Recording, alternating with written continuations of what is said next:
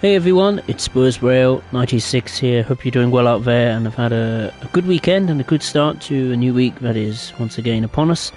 Welcome to another Train Sim World live stream.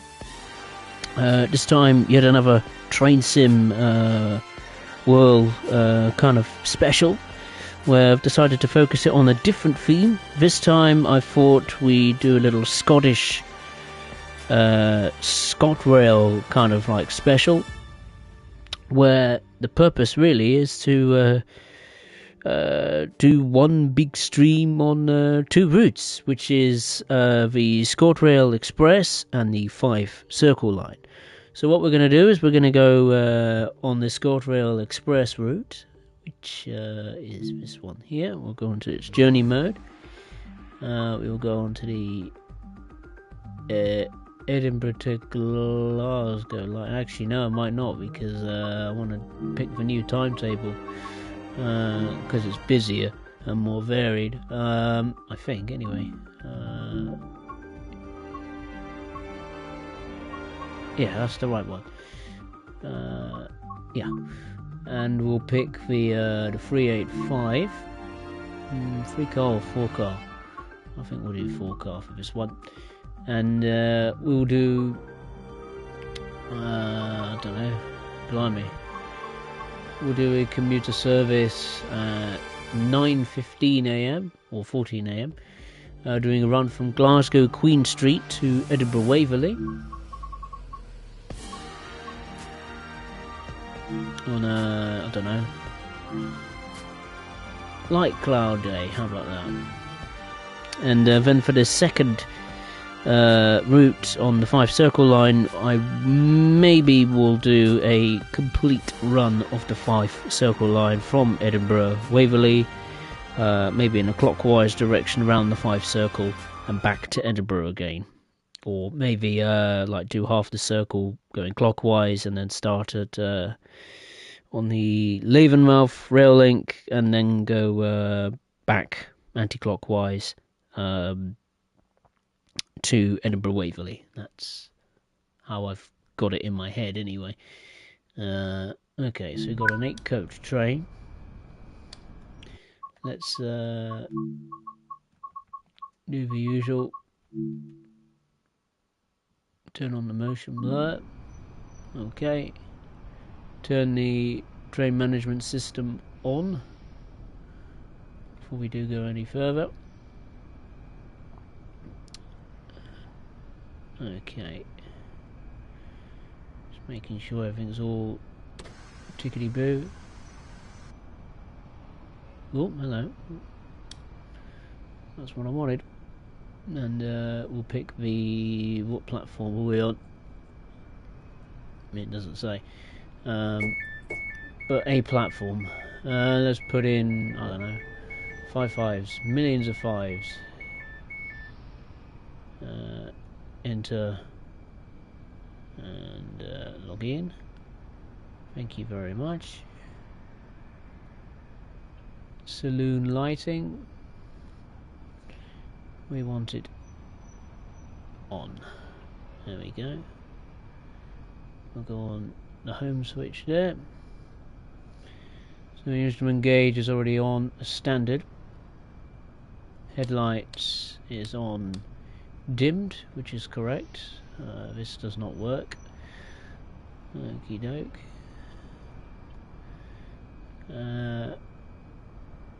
And let's go over here and turn on the safety systems.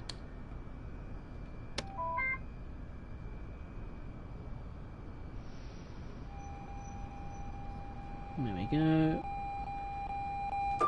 And sit on the disc. Sit in the driver's seat, I should say.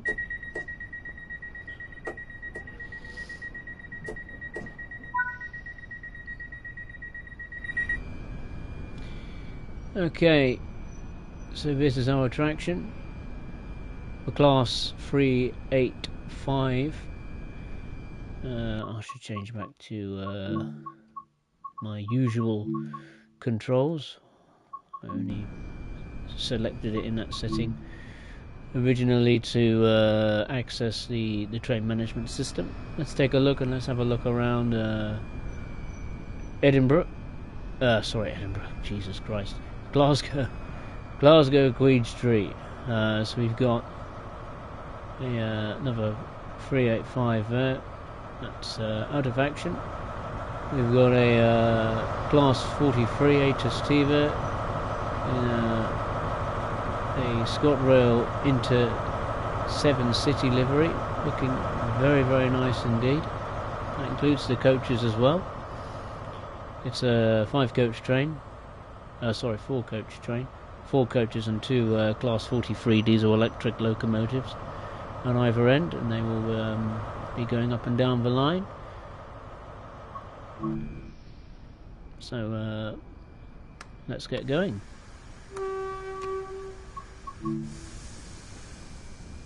Ooh.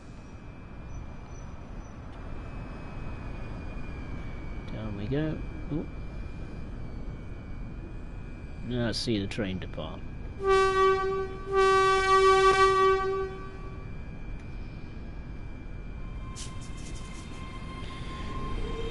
Rock and roll. Let's go.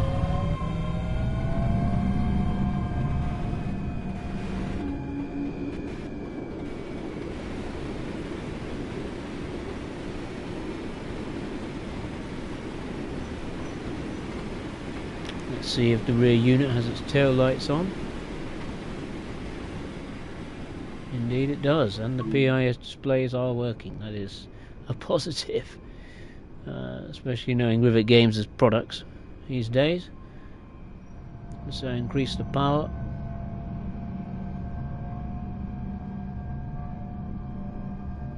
Certainly some new sounds on this would be a very welcome boost to this multiple unit. I don't think Rivet's ever going to do that. It's been a very long time since we've heard really anything from Rivet Games, come to think of it. I can't remember the last time we actually had anything from them. I think it was for 5 Circle, wasn't it? I mean, they've been very quiet since then. I don't think they've got any routes or products in the pipeline either. Yeah. I don't know. Maybe they've gone bust. I don't know.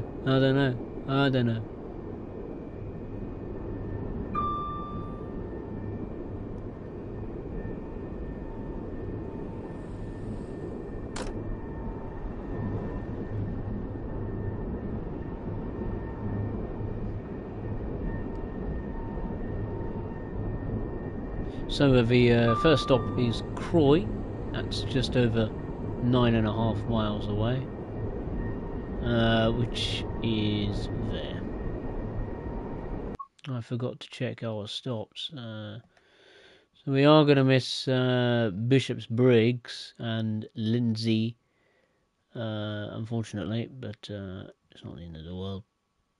And what are we stopping at then? Falkirk High, Paulmont, Linlithgow, Haymarket, and Edinburgh Waverley. Well, we won't be stopping at Edinburgh Park either, so we're not stopping in every station on this particular run.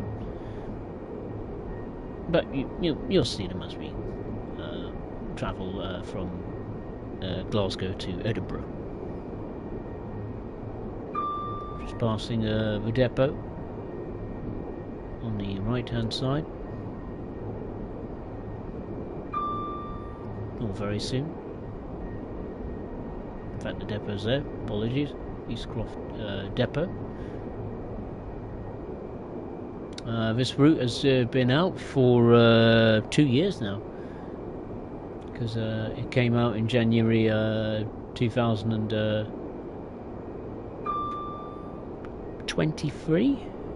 Yeah, 23. Good grief, that's crazy. Where's the time gone? Where has it gone? I don't know.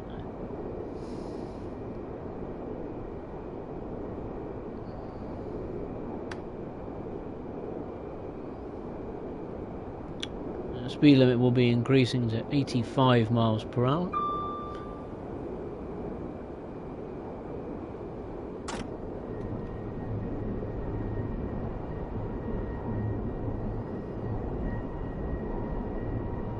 And then again to the maximum speed limit of 100 miles per hour. Pretty darn quick.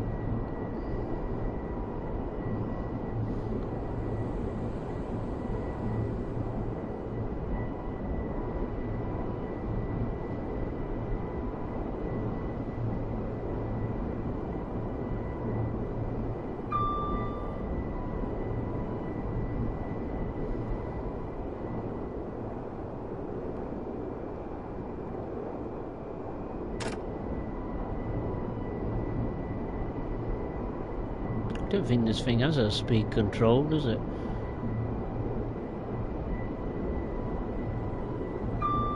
No, it does not. You'd think it would, wouldn't you? Especially on this route. I don't know if the 385s run on any other lines that have 100 mile per hour plus speed limits.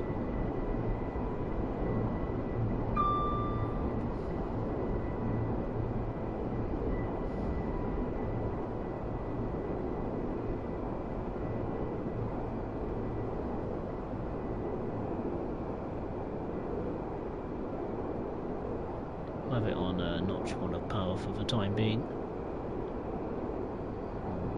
Frame rate is struggling a little bit here.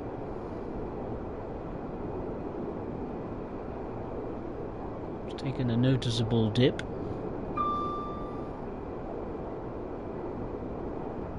Hopefully it will improve shortly.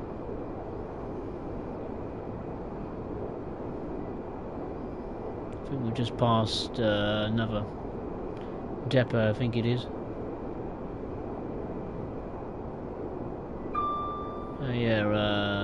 Down Cadder Yard, in fact. Don't think I've ever took a train out of that yard before, actually. Not too sure. Might have to look into that. As always, I've got a bottle of water with me to get me through this long and perilous voyage across the 2 Scottish routes in Train Sim World. I was going to do Glasgow Cathcart Circle Line as well, but there was no need, as I'd already done the stream on that not too long ago. Long enough, but so I thought, let's focus on the 5 Circle and the ScotRail Express. I haven't been on that for a fair while. I just wanted to see what kind of nick is it in. Is it in good nick or bad nick? But yeah, the route's holding firm, it's holding steady.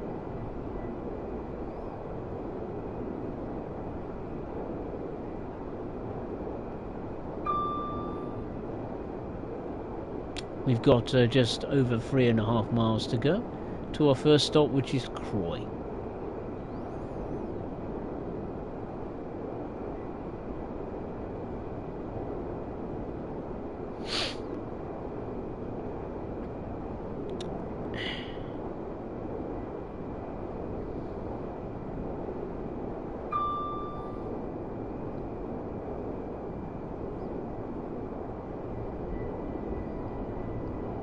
Increase the power once again.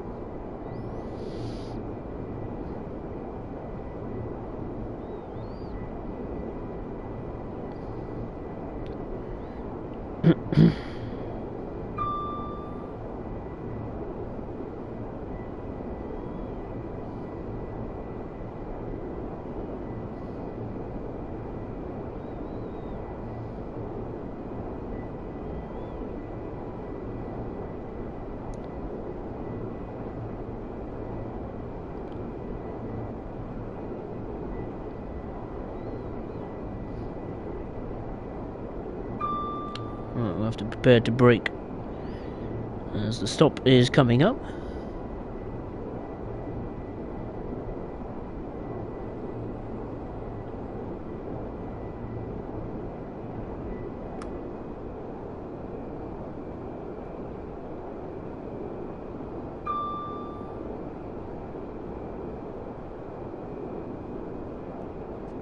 Right, let's prepare to stop the train.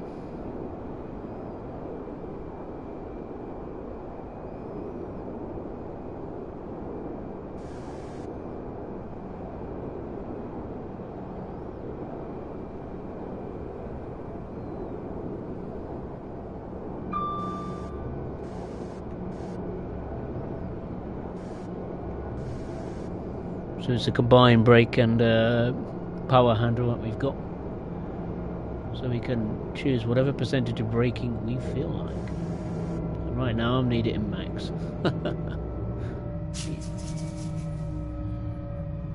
Ooh, what's the chances of us stopping at the end of the platform? Not very much. Oh well. Oh well. As you can tell, I've had little practice, which is normal, unfortunately. But oh well. Oh well.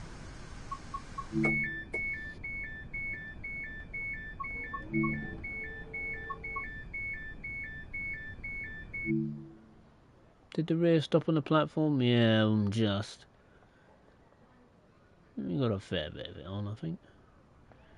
Full 4-coach unit, maybe? Yeah, just about. Oh well. At least half the train can disembark at that station, passenger-wise.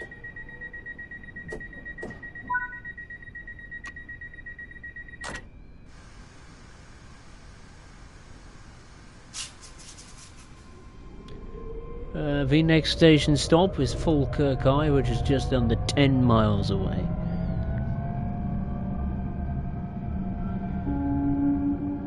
I'll be up against it as well, time-wise, so better get a shift on.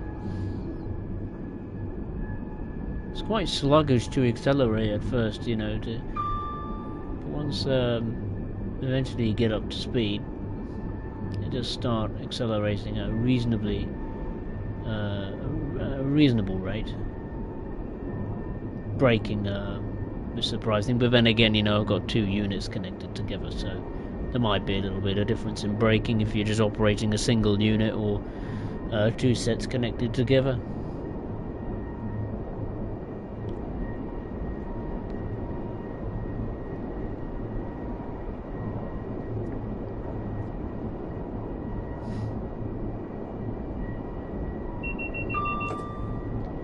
But yeah, it's interesting if you were to compare this route and the 5 Circle, which one is better. It's difficult to say. I mean, until maybe Skyhook can get that ScotRail 158 working on the 5 Circle line, especially in that tremendous 11-mile rail link livery, which was added just before Christmas. Even though it's practically pointless. At the moment, because you can only use it in free roam. You can't actually use it in the timetable yet. Hopefully, soon.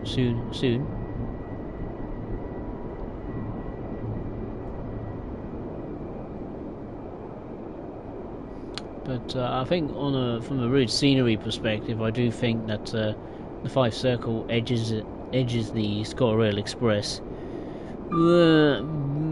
probably by just a slimmer, or just by an inch, you know.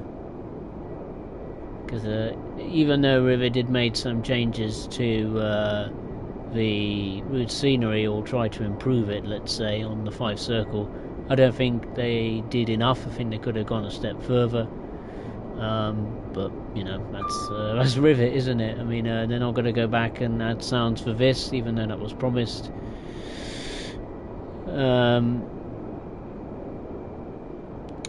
And what else? The West Cornwall local. I mean, they completely abandoned that route, didn't they? a totally unfinished route in my eyes. I mean, they weren't even sure of it at the time when West Cornwall Local was even going to be. You know, where's it going to? Where's it going from? I mean, crikey. Yeah. I think at one point the West Cornwall Local was going to go just Penzance to Truro into St Ives branch line. I mean, goodness sake. I mean, you could have added the Falmouth branch if that was going to be the case. You know, if you were to do that main section of the Cornish main line. But they didn't. They chose for some bizarre reason to extend it up to St Austell, which is which was certainly I don't know what the word is, off-putting, I think, because St Austell is not really a major terminus or an interchange on the Cornish main line. If it went to maybe, I don't know, Liscard maybe, or Parr maybe, but yeah. But it was the way it was done. I mean, it was a bit of a mess to begin with, and it just snowballed from there, really, unfortunately. And the West Cornwall Local stands to this day as being, in my view, the worst route ever made for trains in the world. There was potential. It could have been really, really good. You know, it could have been like as good as maybe a Just Trains route or something like that. I mean, Rivet have got resources and the manpower, but you know, if they don't want to put as much effort into it, then don't bother.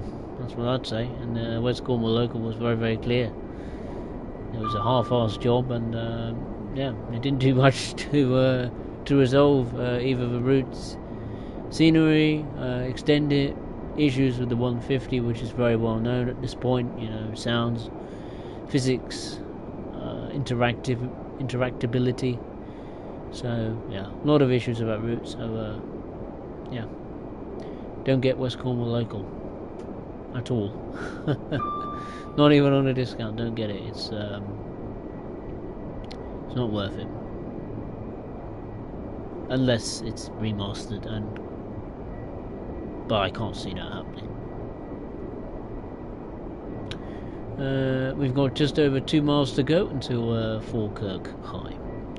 Hey Slovak, ball mapper. Yeah, I decided to change it at the last minute. I was looking through a list of routes that I had covered, and it turns out that I haven't covered the ScotRail Express for a fairly long period of time. So I decided, why not bundle it in with the 5 Circle line and make a little special out of it, like I've been doing recently with in Germany and the UK, obviously, with the London-based routes. But I will do the East Coast main line, but just not quite yet. I've got a fair chunk of routes to get through yet. Right, this time I'm going to apply maximum braking to make sure we actually stop at the platform this time, or at the correct point on the platform, rather than overshooting it.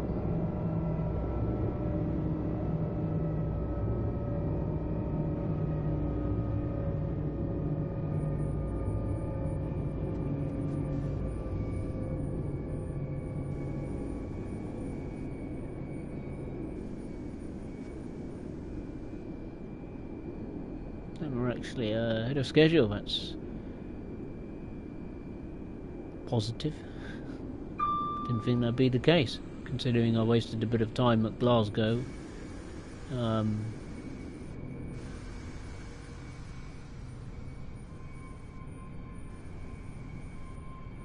see the stopping point there.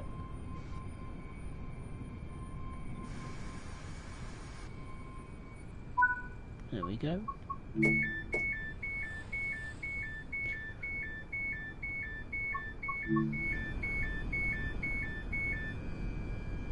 Here we are. welcome to our second stop.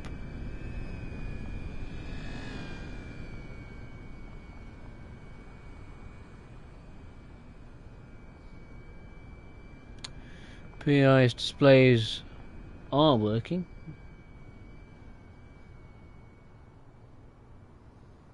Both counts. That's good. Falkirk High.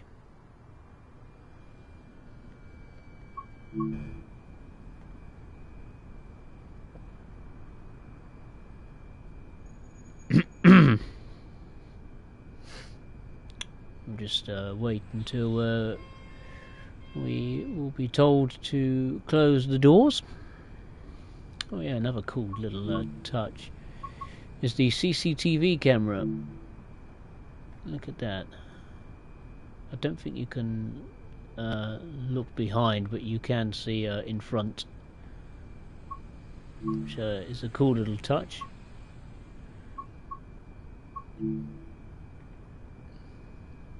Rivet could have ignored that and not done it, but they chose to do it.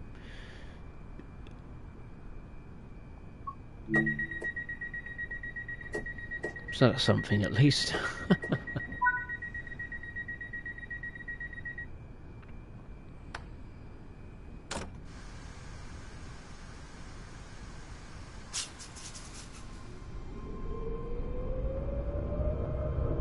Okay, the next station stop is Portmont. It's just over 3 miles away.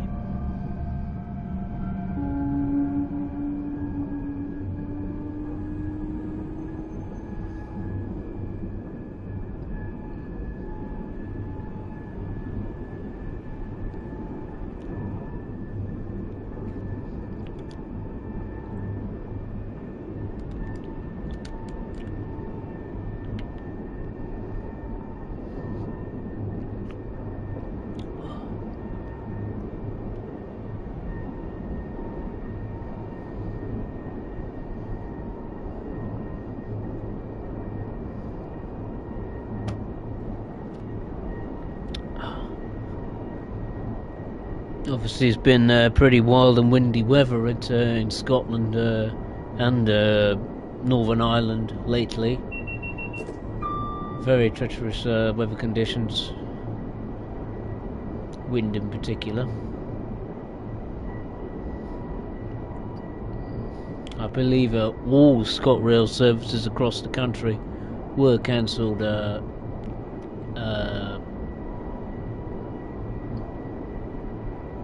when was it? Was it Friday? Might have been Friday.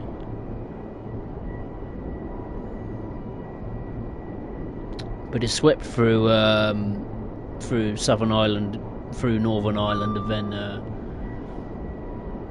charging through Scotland. The storm. I forgot what the name of it is called. But yeah, but judging by the sound of it, it was pretty ferocious.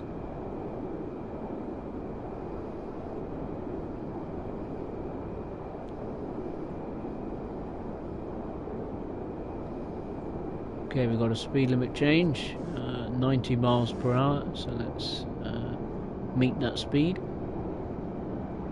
and we'll slowly decelerate from there.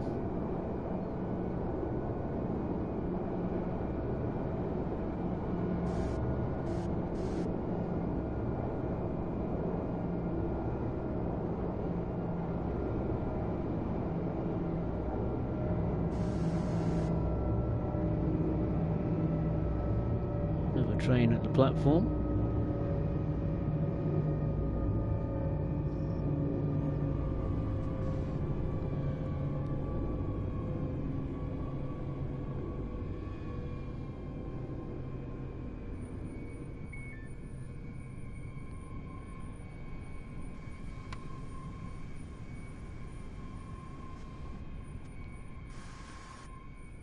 And here we are at Portmont.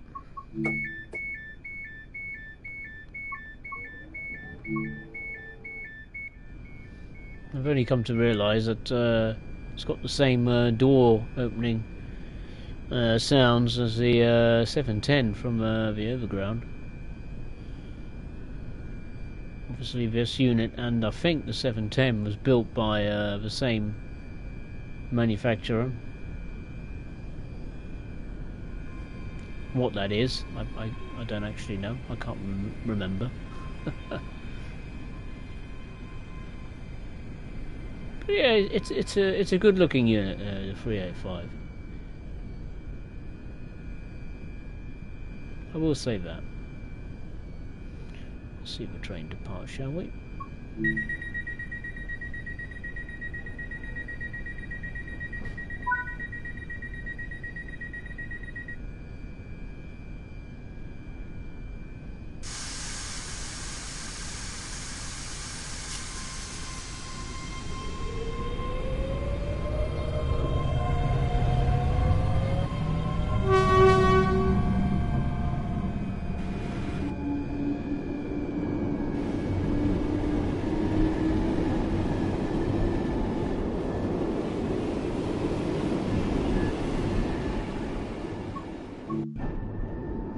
Right, I will check. I just want to check the specifications of the Class 385 and the 710. See if they are made by the same manufacturer.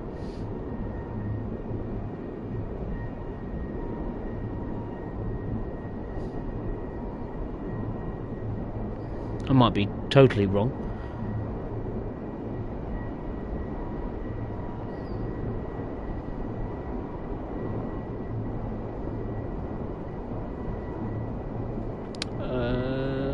Oh, okay, fair enough. No, very, very different.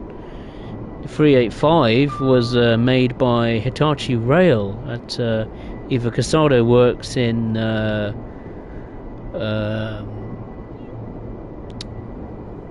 Kudamatsu, Japan, or Newton Aycliffe Manufacturing in England, somewhere in England.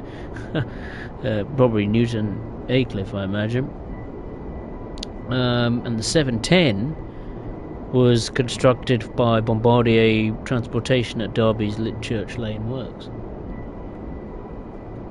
Interesting, that. But yeah, as far as the 385, it replaced a load of trains. 156s, 158s, 170s, 314s, 365s. So obviously, if a few of them are still around, like your 170s and your 158s, because this is a electric multiple unit. Obviously, there are some lines in Scotland that aren't electrified or have a third rail. I don't think. Do any Scottish routes have a third rail as such? I'm not really sure.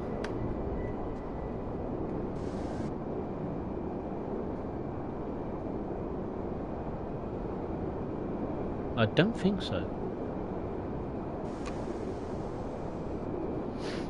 But anyway, the 385 was constructed from 2015 to 2019. 70 were built. And in terms of the specifications or the performance figures, the maximum speed is 100 miles per hour. That's 160 kilometers per hour, and which is quite surprising to me, actually. Thought it would be faster than that. It doesn't say how much power it produces. Oh no, it has a 335 horsepower each traction motor, and that's how much each traction motor produces. That's also 250 kilowatts. But anyway, we're coming up to the next station stop, which is Linlithgow. Or Gow. Need a break. Oh boy. When in doubt, put in the emergencies.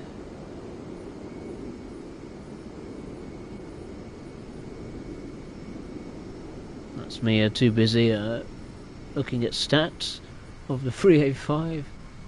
Oh well.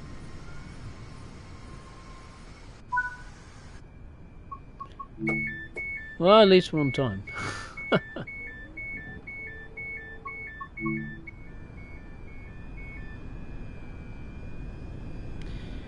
Did we get a second 4-car unit onto the platform?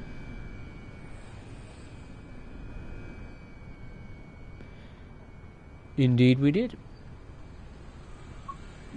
Let's check the other destinations going the other way. That's Linlithgow. So Dunblane and Glasgow Queen Street. And obviously for us it's just Edinburgh Waverley.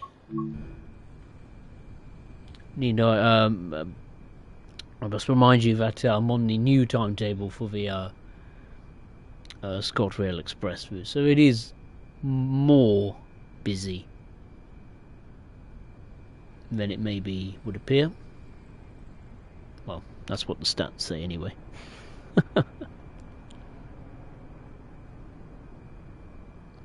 Hey Sajokin, hope you're well. Hope all is well. Hope you had a good weekend and a good start to the week. Just doing a little Scottish, almost like passenger style special. I'm doing 2 routes today. The first journey is on the ScotRail Express route, which will go from which we're going from Glasgow Queen Street all the way to Edinburgh Waverley, and the second journey, or maybe of 2 journeys, is a full route of a full service of the 5 Circle Line route, either in a clockwise or anti-clockwise direction. I'm not sure yet. But yeah, I've got time on my side this time.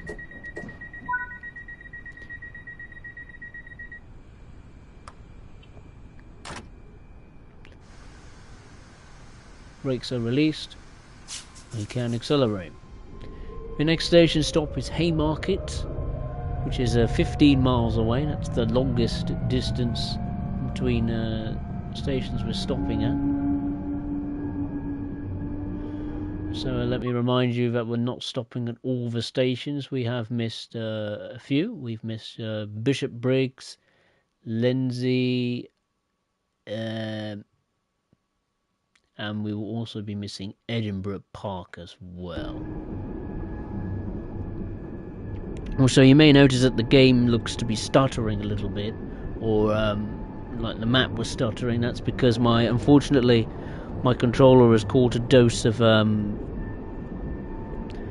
well, what I call the PlayStation plague, which is known as stick drift, where every time you go into a free cam or this game, or either participate in a racing game, for example, the game thinks you're going to the left when you're not. Like the game thinks you're using the stick to go to the left when you're either hardly touching the left stick, or trying to go in a different direction, like looking right or looking up or looking down. It just wants to go left. So that is unfortunately an issue I cannot cure. I've tried everything in the book. I've reset the controller. I've tried to maybe see if it was maybe a connection issue to the PlayStation. I tried cable, just by using the pure cable to power it, Bluetooth, wireless. It doesn't work. So unfortunately I'm going to have to invest in a new controller, which is incredibly annoying. It's a well-known issue, so unfortunately that's a bit of a pain in the neck, which means I'm going to have to fork out probably a few £100 just to remedy the issue, because I don't want to just buy a new standard controller and then the issue will crop up again in 12 months' time. That's just not possible, and I don't want to keep forking out 60 or... I mean, I couldn't believe it, the price of just a standard PlayStation controller. It boggled my mind. It was like nearly £60-70. I couldn't believe it. Unbelievable.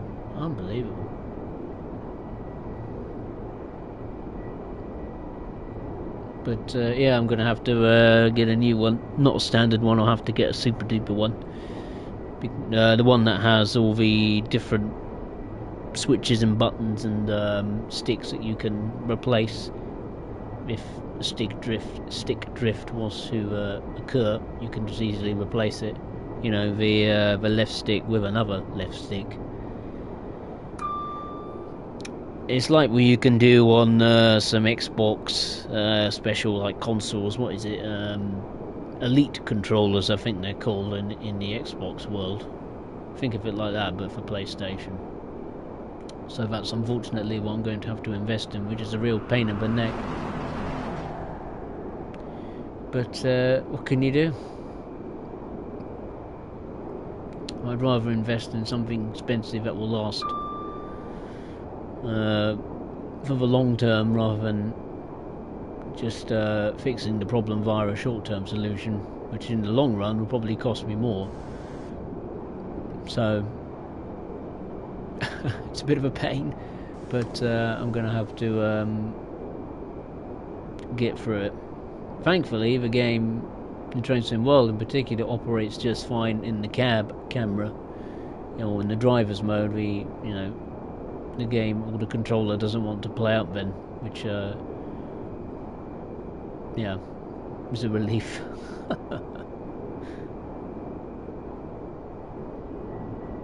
But believe me, I've tried every issue in the book. I've tried cleaning it, I've tried resetting it, like I said, changed different connections to the console. I've even tried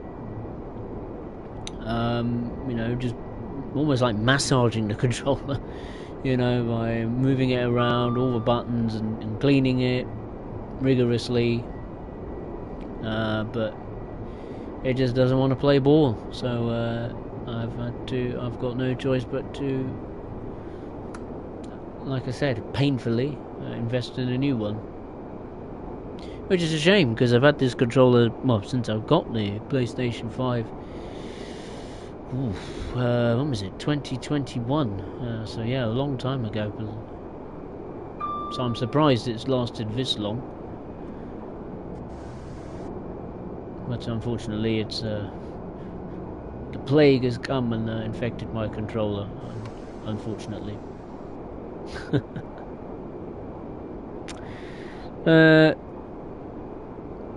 I'm glad you're doing well, Saito-ken. Excellent.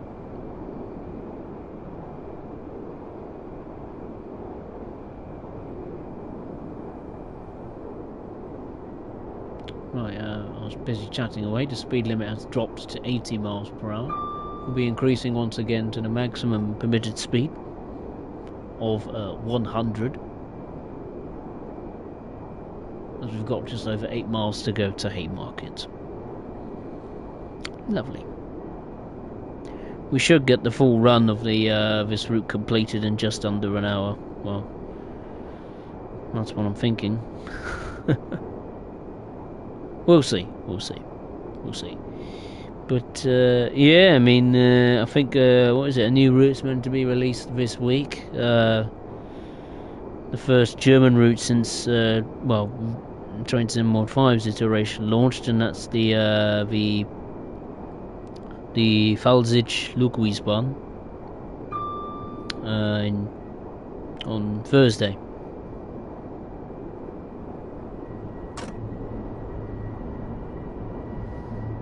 And for those of you wondering if I'm going to get it, it's no chance, absolutely no chance.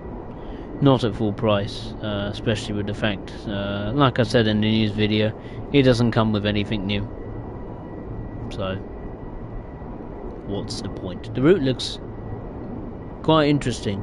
I'll be honest with that. So hopefully, the fact that the rolling stock is not new at all, hopefully Dovetail will have devoted a bit more time to the route scenery. But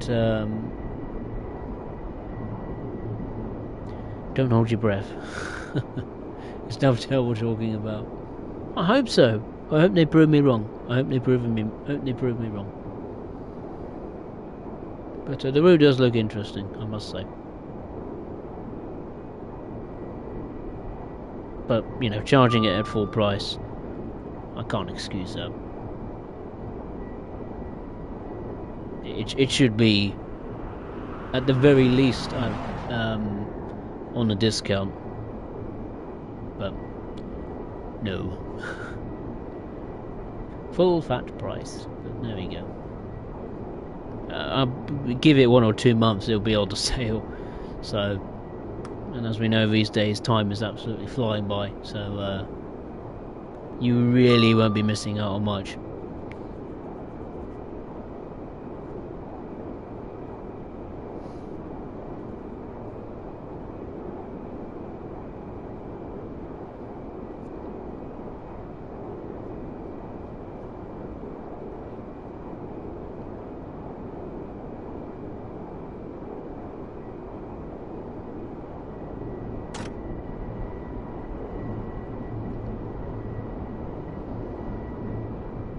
Quite interesting that this route is a reasonably flat route. There's not a lot of steep gradients, apart from obviously at the very start where you're having to do a steep climb from Glasgow Queen Street, kind of similar to Liverpool Lime Street on Spirit of Steam. Immediately as you leave the station and enter a tunnel, it gets very steep.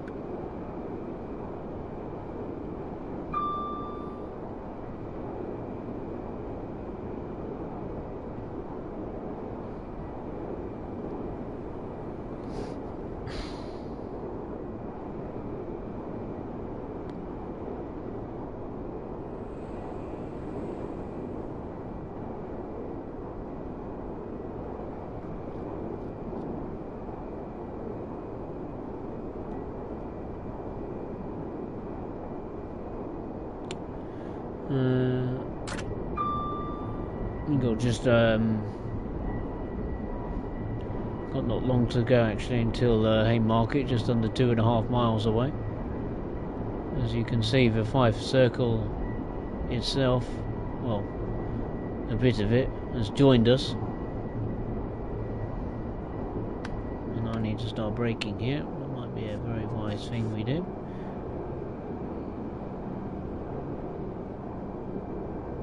As we're on the final approach to Haymarket.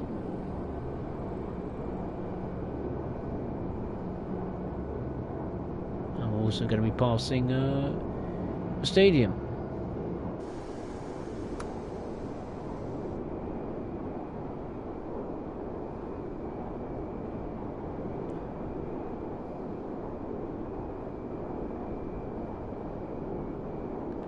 Gee, the frame rate, goodness me. Whoop, the game almost came to a shuddering halt. It didn't, not yet anyway. Can hear a train in the depot.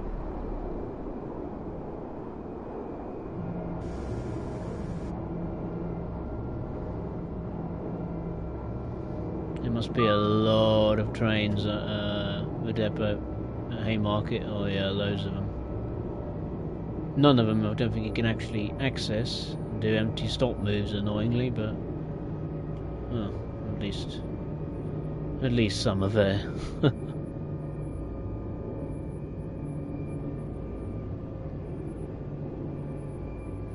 Alright, here is Haymarket.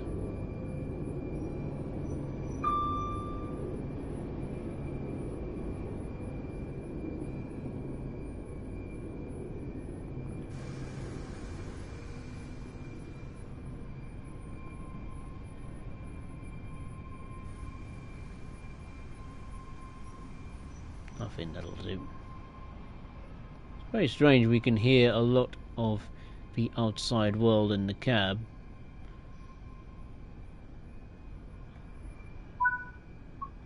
I don't think I've got the window open.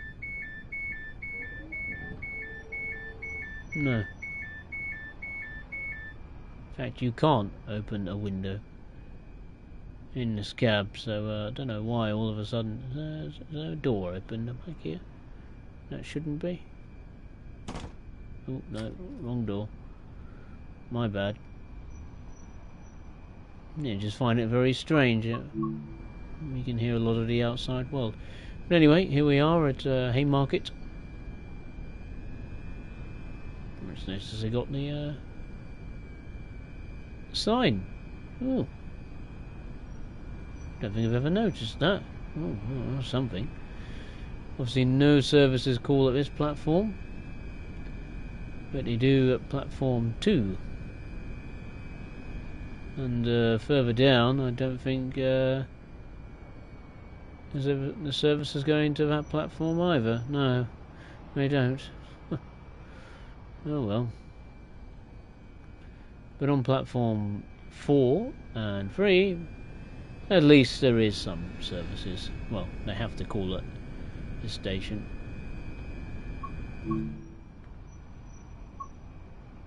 Okay, let's lock the doors.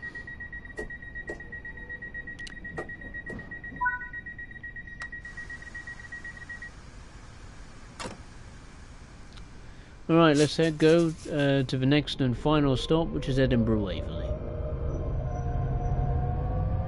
It's like firing up the Starship Enterprise every time this thing starts accelerating.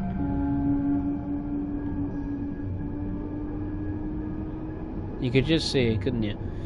Sounds of this unit, or the ones that Rivet have got, could very easily make its way onto Star Trek or Star Wars.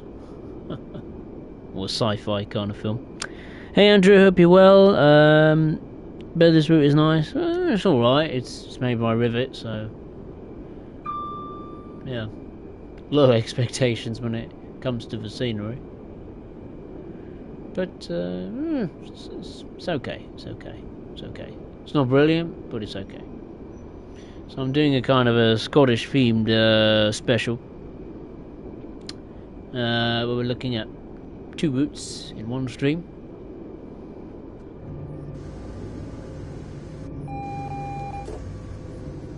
Just get down the speed a minute. So yeah, the first half of the stream, well, maybe first half, don't know. Yeah, it's first half of the stream. What am I saying? Yeah, first half of the stream we're going from Glasgow Queen Street to Edinburgh Waverley on the ScotRail Express route. And then from the next trick we will do next trick I should say, blimey. We will do a run on the 5 circle line. I will try and do a complete full run of the circle. Whether that will take 2 trips or 1 trip, I do not know. But I'll find a way.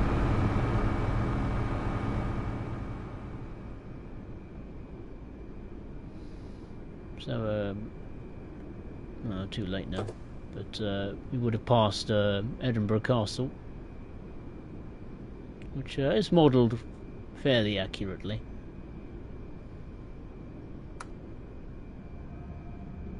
Let's just increase the speed by just a tad. And we're stopping at platform 14 at Edinburgh Waverley. Lovely. Be interesting to see what's hanging around at Edinburgh. Of course, Edinburgh is the capital of Scotland, not Glasgow.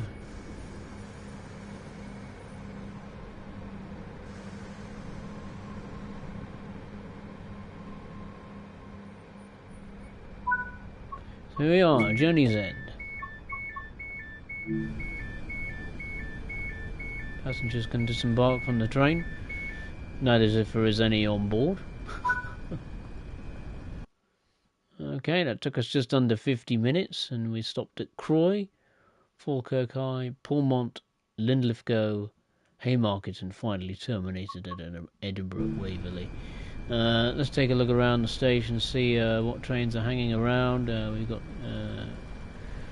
158, that's not in service apparently. And there's another one here that's just chilling at the station for some reason.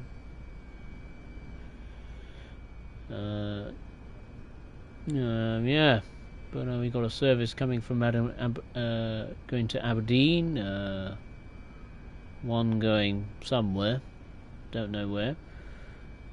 Where is it going? Is it Markinch, is it? Oh no, Kirkcaldy. Okay, fair enough. None over here. There's no PIS displays on this side of the station. Oh, that train's just come from Cowdenbeath, or going to Cowdenbeath, sorry. That's Glasgow Queen Street. We've got another one going to Perth. And then here, we've got one going to Dunblane, and this one is out of action, it would seem. This one is also going to Dunblane. Excellent.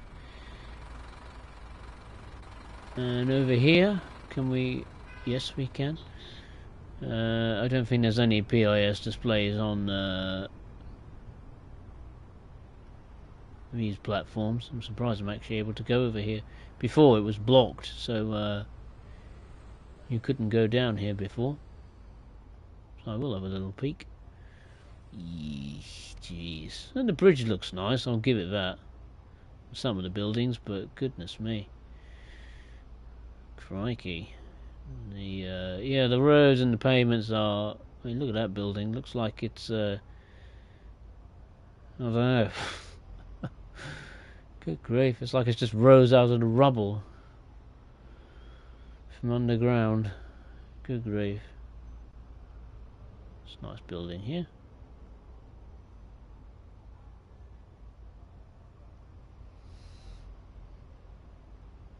Oh yeah, and there's these platforms here. Forgot about these two. Or these three actually, I should say. Quite a few.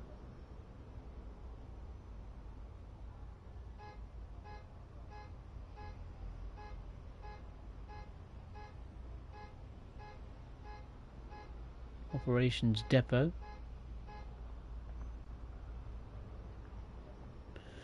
What's going on here? We've got a couple of services going to London King's Cross from LNER. And that's due to depart at 10. Due to arrive or depart at 10:30. And there's another one also going to King's Cross. Well, now 7 minutes ago. So don't know where that train is. It's somewhere. But you can see the passengers are starting to make way to the platforms. So they are somewhere. I have got them installed. So let's lock the doors and then we'll go onto the 5 circle.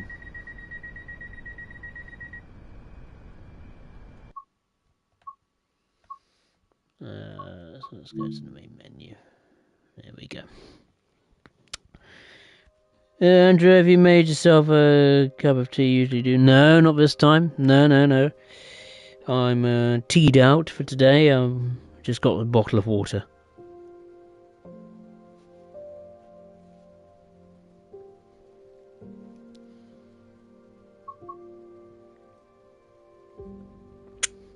Trying to not consume as much tea as in the past. Okay, let's hop on the 5 circle, shall we? There we go. Introductions and experience. Edinburgh Waverley to Markinch. No, don't want to do that. No, the problem with it is that the map is broken, so you can't tell. Oh, what's that one?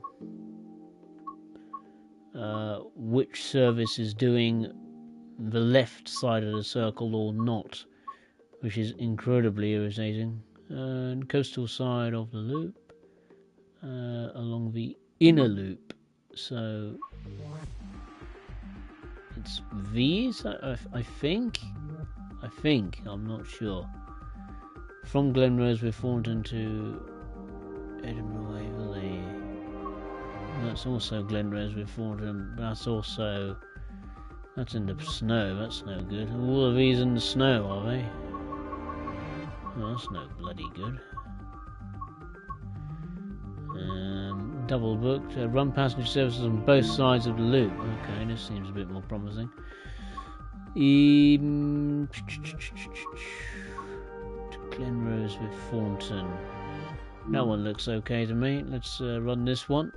So we'll do the left side of the circle to Glenrose with Thornton, and then we'll do the return leg from, I think, the Lavenmouth rail leg back to Edinburgh, and on the coastal side of the circle, let's say. I hope this is right. To the ScotRail service to Glenrothes with Thornton. Calling at Haymarket, Edinburgh Gateway, Dalmeny, North Queensferry, Why is it? Rosyth, Dunfermline City, Dunfermline Queen Margaret, Cowdenbeath, Lochgelly, Cardendon, Glenrothes with Thornton. Is the windscreen wipers on? If you see something that doesn't look right, speak Yeah, to it is. staff or I didn't text even turn them British on. Transport Police on 61016. They turned off. Sort it. See it, sort it. See it, say it, sorted. You know the drill, peeps. Increase the volume, and we'll increase the brightness.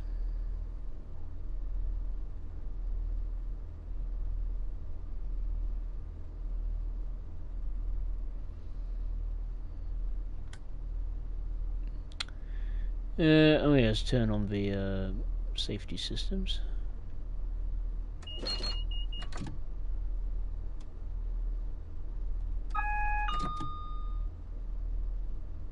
That's all tickety-boo. So there's an early morning run. Let's just check. Haymarket, Dalmeny, North Queensferry, Inverkeithing, from City. Lochgelly, don't know. So Dunfermline, Queen Margaret, I should say. Yes. Okay. So we are doing the left side of the circle. I mean, look, even the map is broken. Jesus. It's really annoying because you just never know which service is going to be the right one, you know.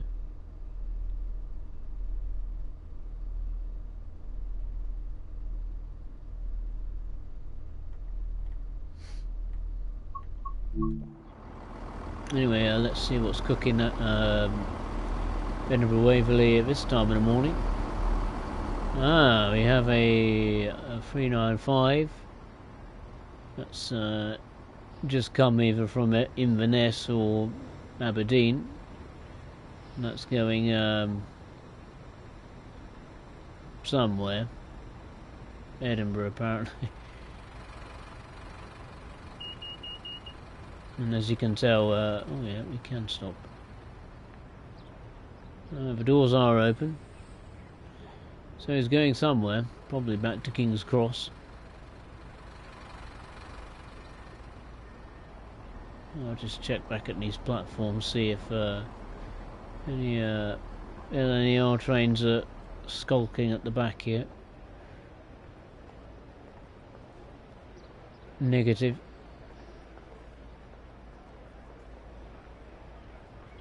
There's one due at 7:28, and another one due at 6:50. Well, at least there's one. It's one of the two.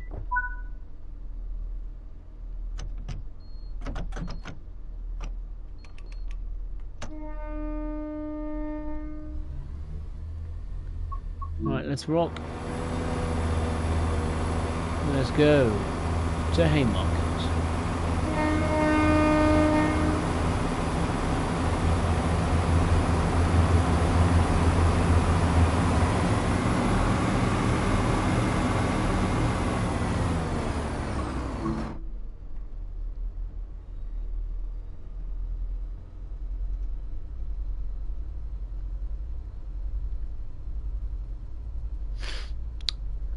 Andrew, I shouldn't teach us out of Bournemouth. Tell me about it. I do.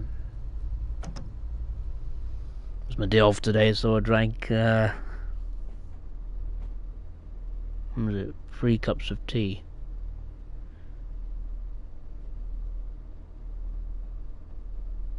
And 2 coffees. A lot of drinks, that's for sure. A lot of cuppas.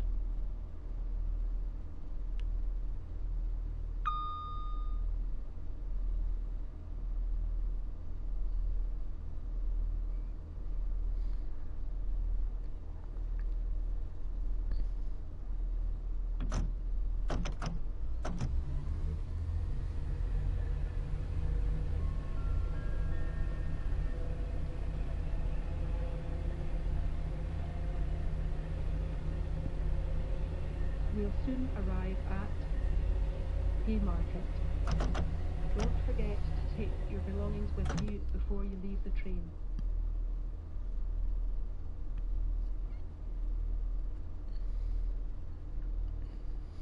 Forgot that this route has automatic announcements.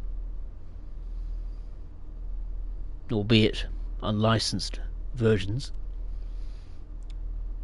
But at least we've got some. That I will get Rivet credit for.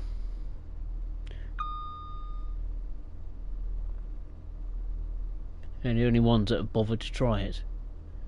Dovetail don't want to go down that route, it would seem.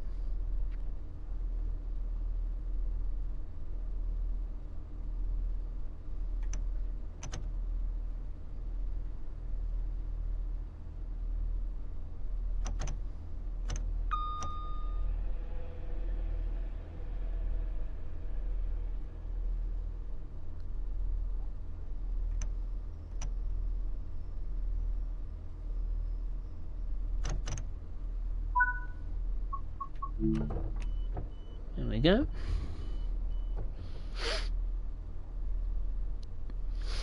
And I had I've had to drink cups of tea, or bottle of juice, and that's basically it. I don't have juice that often. I used to before, but I don't anymore. Used to have blackcurrant or Ribena or something, but or orange juice, but no, not anymore. It's either water, tea, or coffee for me.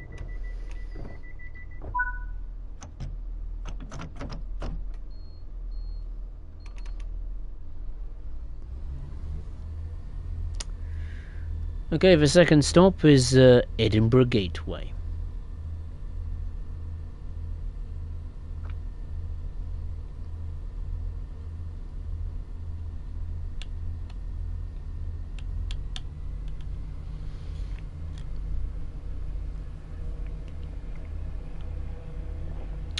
And you have a PlayStation 4. Would you recommend getting this game? What's your thoughts?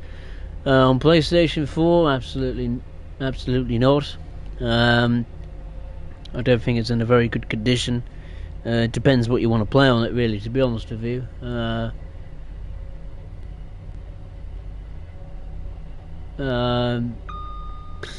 Yeah, it's a tricky one because obviously all of the timetables, albeit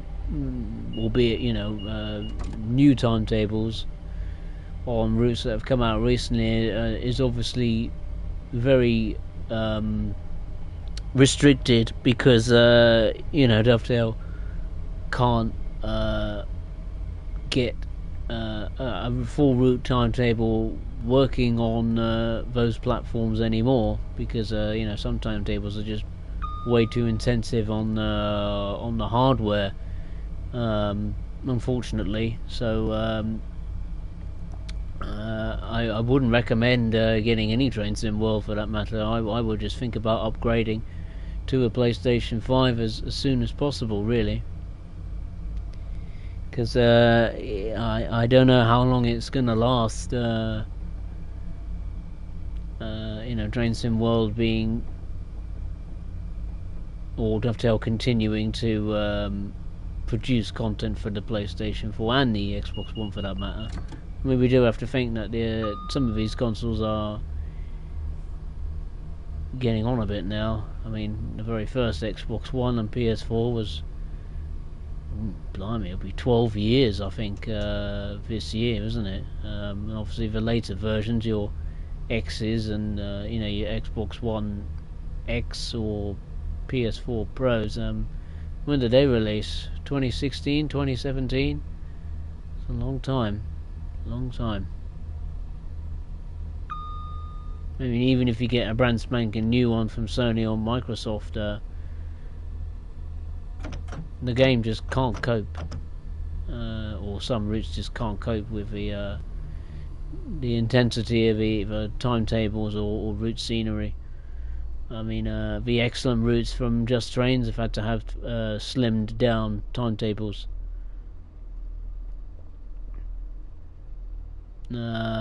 I mean, blimey, that Just Trains route must be pushing those consoles to like breaking point. I mean, to give you a bit of a peek into the future of those consoles concerning Train Sim World, Dovetail recently launched a DLC that wasn't for the PS4 or the Xbox One at all. It was just for I suppose current gen consoles is the way to call it now. PS5 and Xbox Series S and X, and the PC. So there you go. That tells you what lies ahead. We'll soon arrive at Edinburgh Gateway. Don't forget to take your belongings with you before you leave the train. So we have missed one stop, one station. Let me just check what that station was. It was indeed South Glasgow. I think that's the only station we're missing on this particular run. But here we are pulling into Edinburgh Gateway. Well, you should really connect to either the trams or the airport nearby. But sadly, Rivet have decided to model a very small portion of those facilities, which makes the area look very sparse and derelict. Almost an abandoned feel to it, but there we go.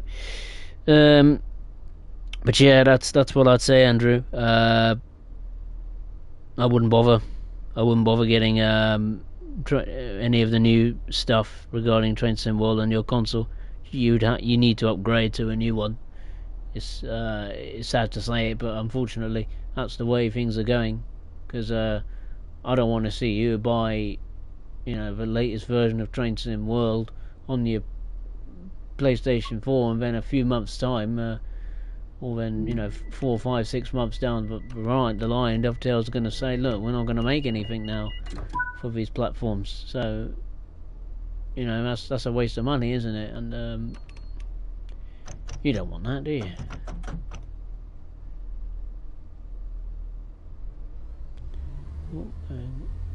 Bit of a steep gradient here as we depart Edinburgh Gateway. The second stop of the journey, the third stop of the journey, is Dalmeny. So let's go. It's a lovely, sunny, clear early morning. Perfect.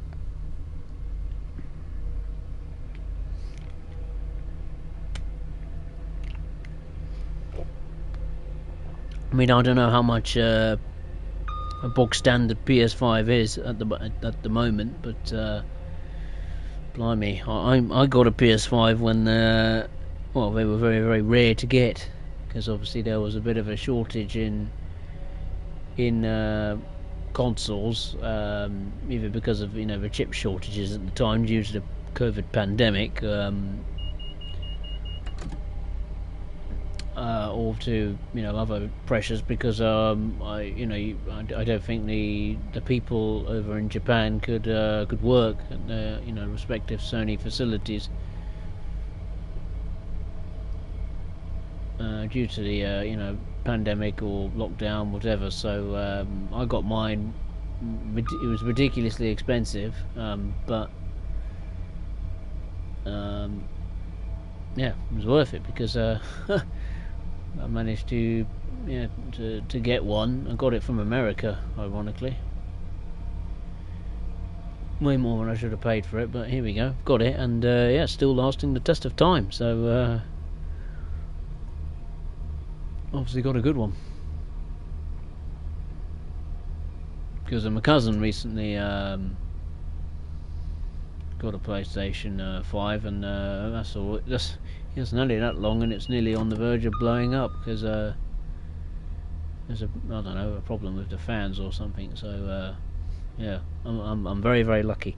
But I don't know how much a bog standard PS5 with a disc drive costs these days. I wouldn't be at all surprised if it costs the same as how much I paid for it 4 years ago.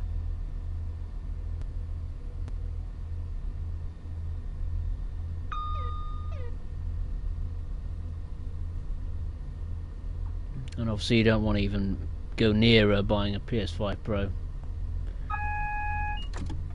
You'd be a fool if you want to get that. I mean, for starters, you don't get a disc drive as standard anymore. You have to pay extra for one, for goodness sake. For a console, that yeah, I mean, sounds lovely on paper, but there's no games at all, or hardly any on the market that support the immense capabilities of PS5 Pro. I don't even think you get a bloody stand with it as standard. This is crazy, absolutely crazy. Whereas with a standard, PS5, you get a disc drive and a stand as standard. They'll probably when they release a PlayStation 6, they'll probably make you have to pay separate for everything. That probably includes controllers and whether you want a disc drive or not. What else?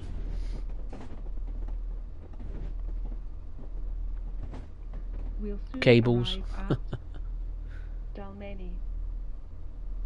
Don't forget Sand. to take your belongings with you before you leave the train. Oh, I might have overshot this one. Yeah, I have. Oh dear. Oh dear. Too busy chatting. Oh well.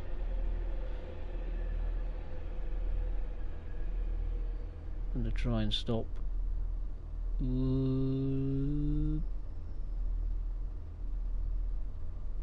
Just.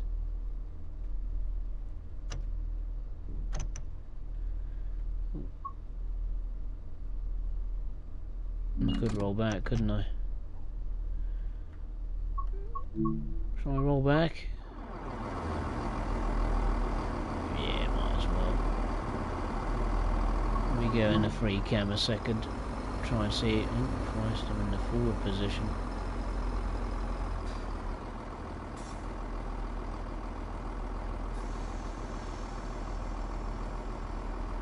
There we go. Keep the right power on.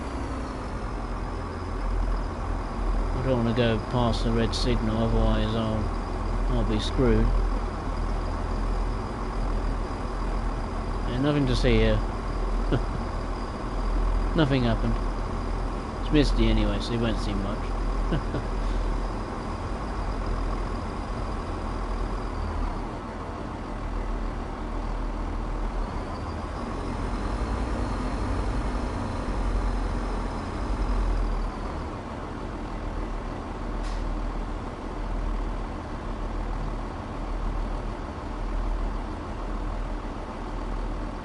That'll do.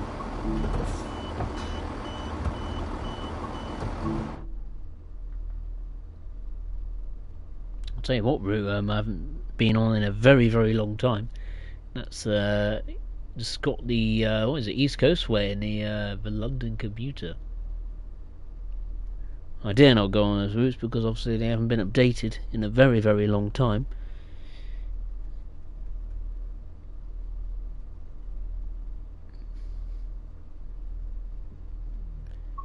And you probably dare not think what state it's actually in, come to think of it. Alright, we'll be crossing the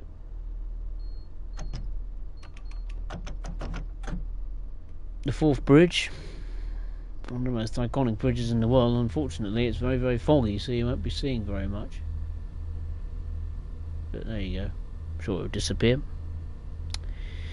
Oh, Andrew, yeah, that's true. I won't bother. And no.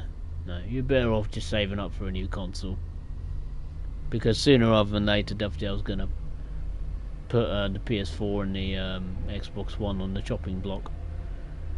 Because they need to move on. And start making some routes that are not constrained by, you know, tech that is, well, nearly 10 years old. Sad to say it, but unfortunately that's technology. It just keeps on progressing.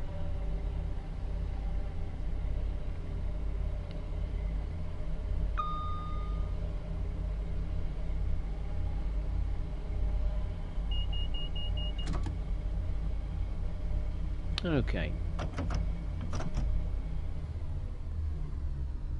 Across the bridge we go.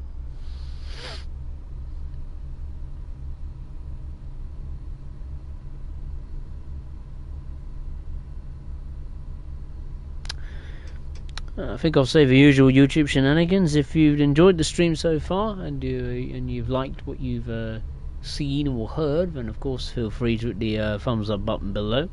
And if you are watching for the first time, be it live or on playback, then I would really appreciate it if you would consider subscribing to the channel.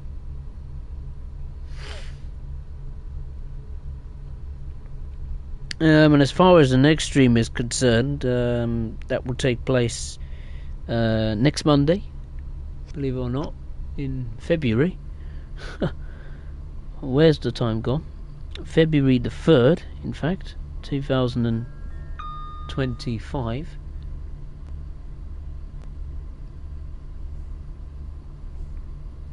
We'll soon arrive at North Queensferry.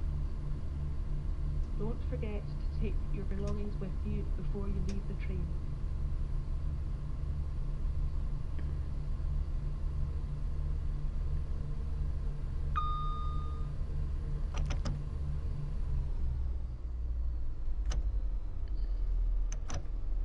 We've got a very steep gradient here as we are coming into North Queensferry.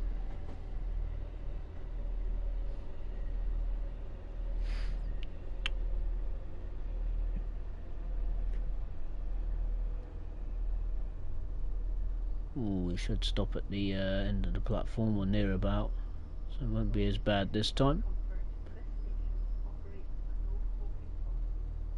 There we go.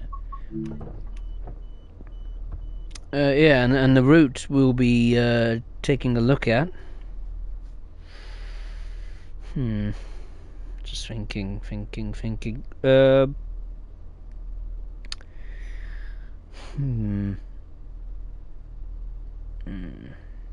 Just having a think. Just trying to find the route I'm currently on. Yeah, I think the next route we'll be taking a little look at is the Northeast Corridor, New York to Trenton. So I think we'll do that next week. So we'll be crossing the pond to the beautiful US of A.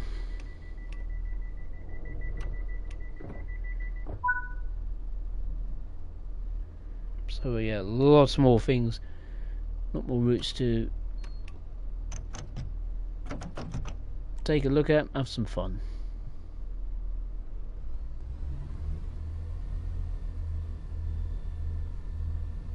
And actually I haven't been on a US freight route in a very long time. I think I need to get back into that as well. So I think the next few streams are going to be dedicated to the United States of America.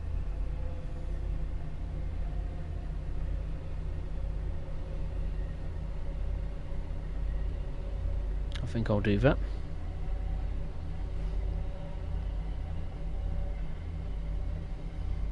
Okay, the next stop is Inverkeithing. It's just under 1.5 miles away.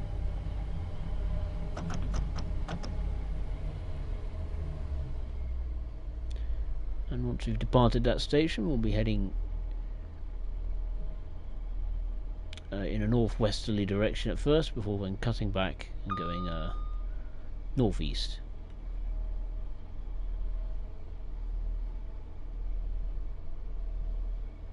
And then east.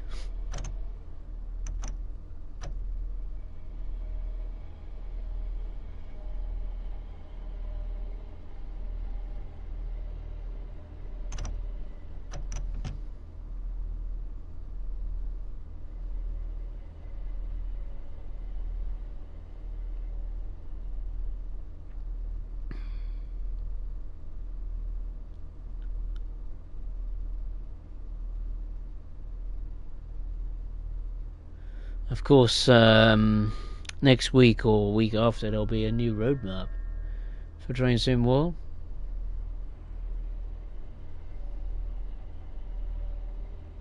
We'll soon arrive at Inverkeithing. So hopefully Don't forget to take your belongings with you. there'll be a bit more updates on well, content that's in the pipeline. Certainly, I'd like to know a bit more what's going on regarding some, particularly the Great Western Express Remastered, that for a long time has been seemed to be on hold for whatever reason.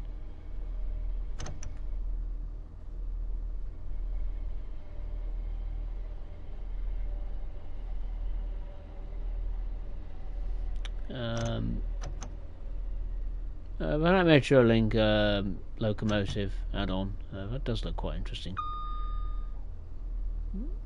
But that remains to be seen. What kind of things we'll be able to do on it. Or with it, I should say. And then obviously there's the first Welsh route in Train Sim World. I'm very much intrigued by it. I wouldn't say I'm looking forward to it, because it's a dovetail route, so you never know what you're going to get. But those two alone look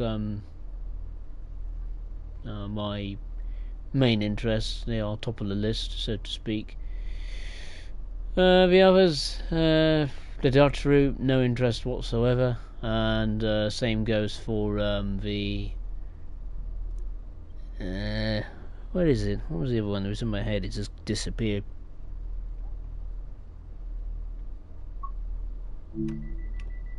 The Japanese route, Rotterdam line, as good as it looks, it's not the full line, so I'm not interested in it.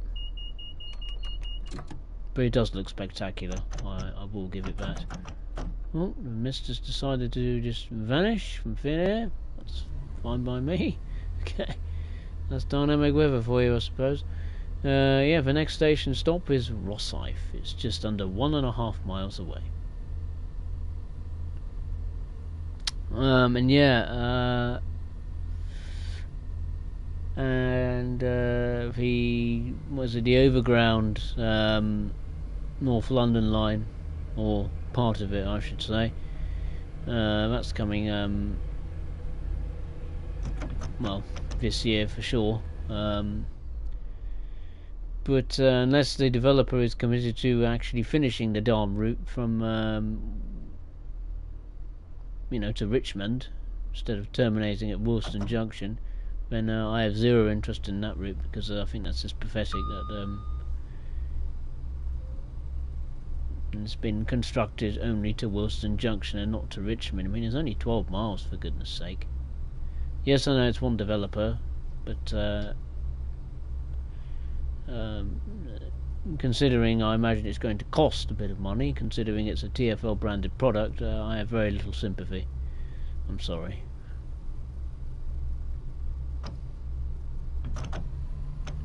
I'm sure there's some excuses as to why it's only going to Woolston Junction, but excuses are not enough.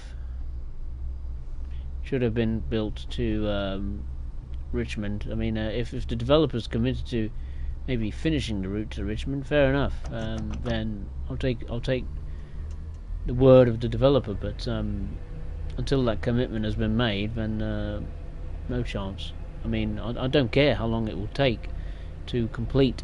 You know, what is it? Blimey hell, a 4 or 5 mile section from Woolsden Junction to Richmond. I mean, heck, take a year if you want to. If that's how long you want to take to construct that section, fair play, go ahead and do it. Because the rest of the route looks quite good, very good in fact. Same goes for the Capital Star multiple unit, the 378. But until that full route is done, in my eyes done, which it isn't, it's not completed in my eyes, then I have zero interest in it, and it's as simple as that. Don't forget to take your belongings with you before you leave the train. Okay, we're coming up to Rosyth.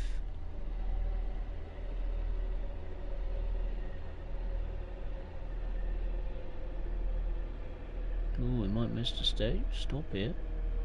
Should be okay. Oh no, we've missed it. Oopsie daisy. How badly this time? Bad enough. Oh well. Never mind. Not the end of the world. Not the end of the world.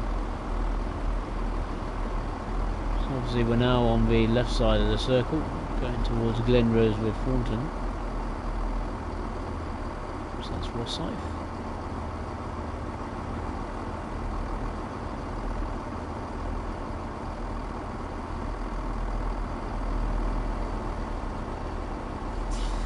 Jesus.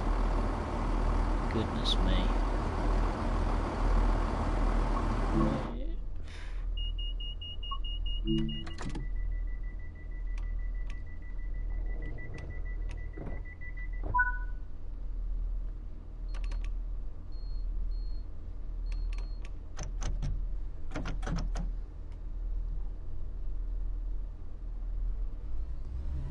Go, go, go, go, go. There we go. The next station stop is Dunfermline City. It's just under 2 miles away. Yes, I am, Drew. Yes, I am, Andrew. That's unfortunately that's correct.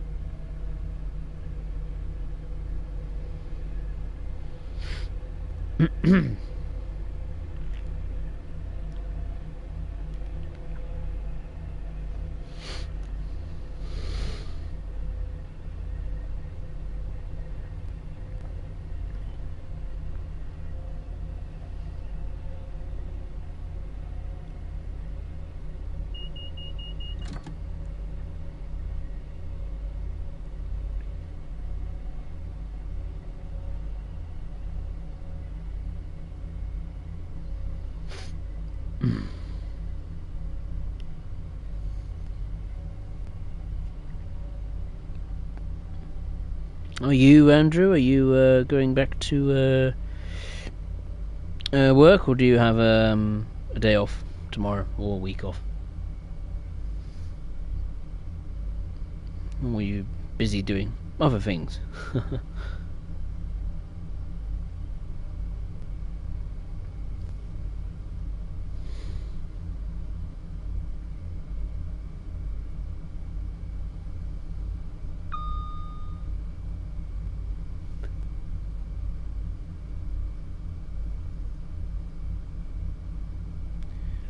We've got a speed limit of 50 coming up. I mean, we're not even anywhere near 65 yet, so that won't be a problem.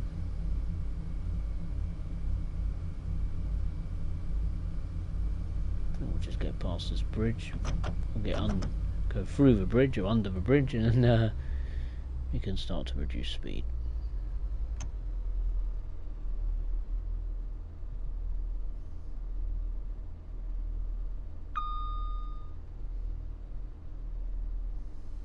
As we've reached 50 miles per hour speed limit, It's a very colourful building there on the left-hand side, on the right-hand side.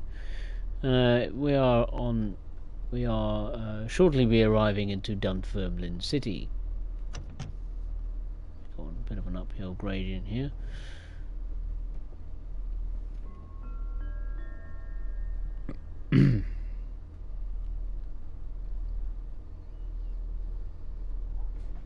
We'll soon arrive at Dunfermline City. Don't forget to take your belongings with you before you leave the train.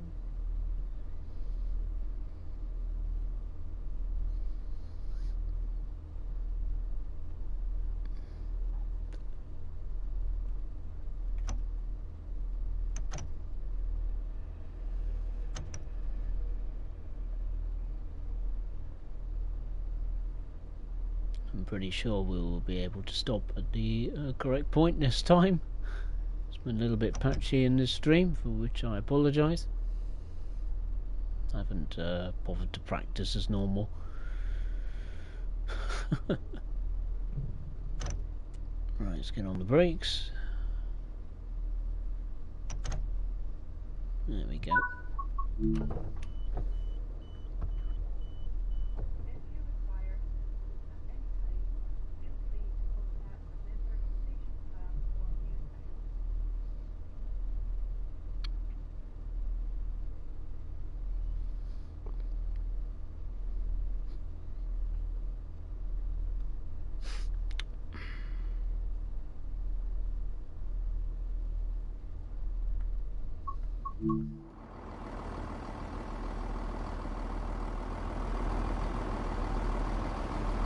Let's lock the doors and see if the train depart.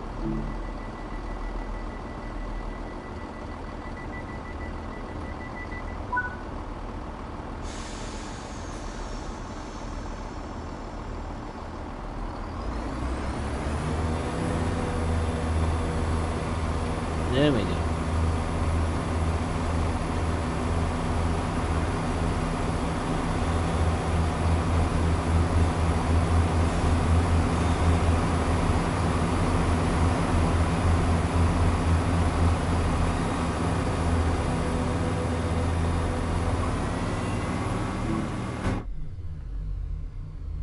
Okay, the next station stop is Dunfermline Queen Margaret. Or Margaret? Yeah, Margaret. Jesus.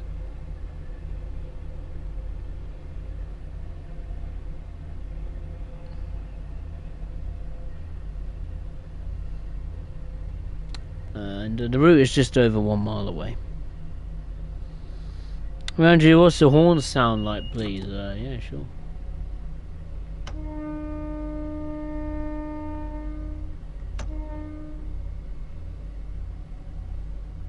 Could do a high and low tone, I think.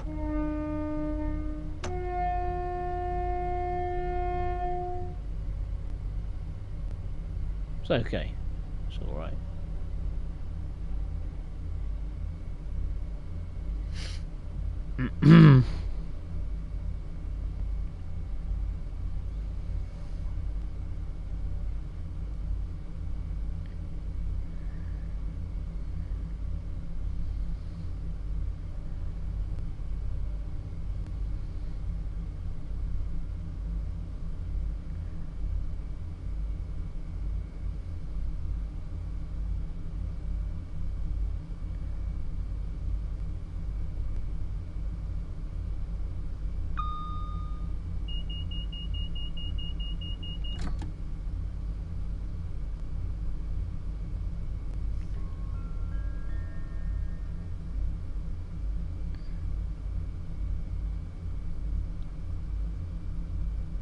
We'll soon arrive at Dunfermline Queen Margaret.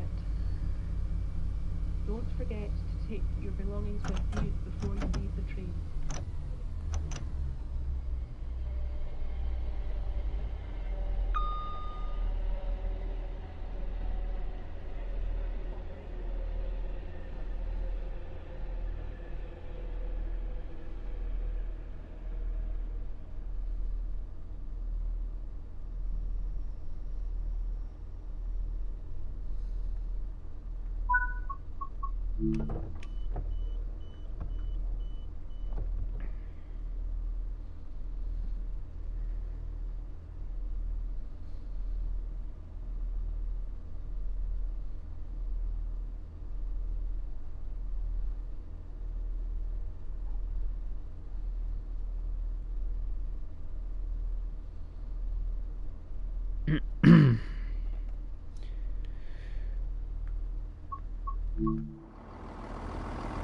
This is Dunfermline and Queen Margaret.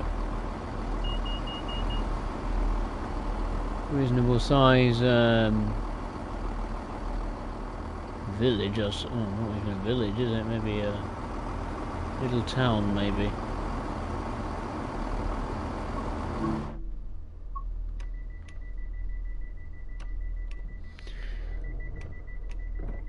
Unwind and relax your mental health.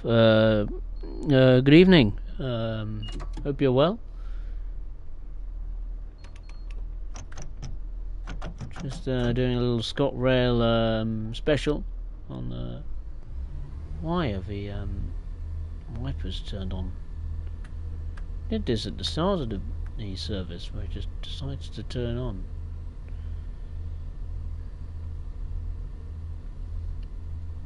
Yeah, just doing a little Scottish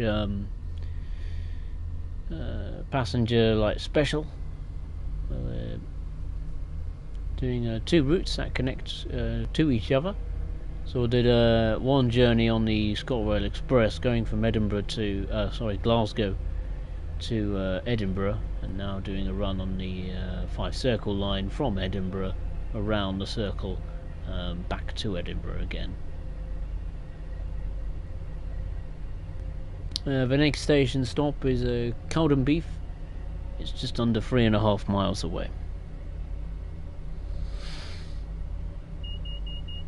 No, good. Glad all is well. Glad all is well.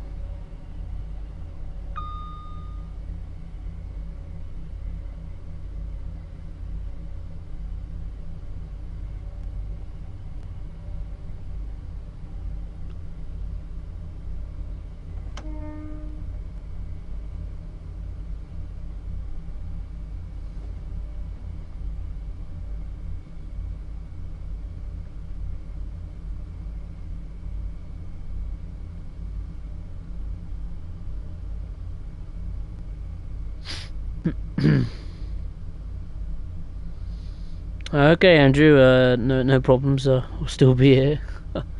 We got a long way to go. Long way to go. Believe it or not.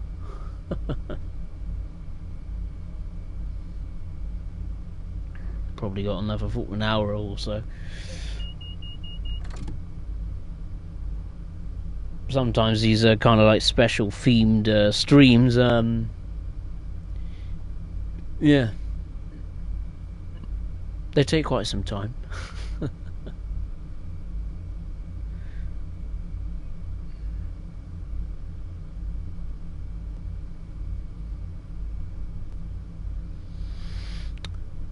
Unwind. I'll just say unwind. Keep it short and sweet. What got you into Train Sim? Well, that is an excellent question. I ask myself that sometimes, considering the amount of money spent. Oh dear. Don't know really. Blimey, when did I first get into Train Sim World? I think it was 5 years ago. Over 5 years ago. I wasn't even on this console back then. I was on the PS4, wasn't I? Yeah, I was on a PS4 one day, just minding my own business, just playing a game on PlayStation, and I saw it like a DLC, I think it was at the time, crop up for sale, and I thought, I've never seen that before. Obviously, I know Dovetail well from Train Simulator, but I never knew they were making Train Sim World at the time. I heard about the development of it for the PC, but I never knew it was on was it consoles at the time. So I got it. The first one it was. What was it? Train Sim World. Yeah, the very first one, and it was a disc version, believe it or not. Still got it. Still got it. I still got it to this day. The first disc version of Train Sim World I have had a picture of the Class 43 HST on the front with the Rapid Transit Talent 2, and then the Northeast Corridor New York ACS 64. We'll soon arrive at Cowdenbeath. I might have to take a look at that. Don't forget Northeast to take Corridor your New York belongings route. with you before you See leave how the train. terrible it is, as it's been a very long time since well, it's been touched, really. But yeah, I can't remember the first DLC I ever got for Train Sim World, to be honest with you. It might have been, knowing me, probably Northern Transport Line and the heavy freight pack. And then the first Train Sim World related video for this channel was a news video a long time ago. I think it was the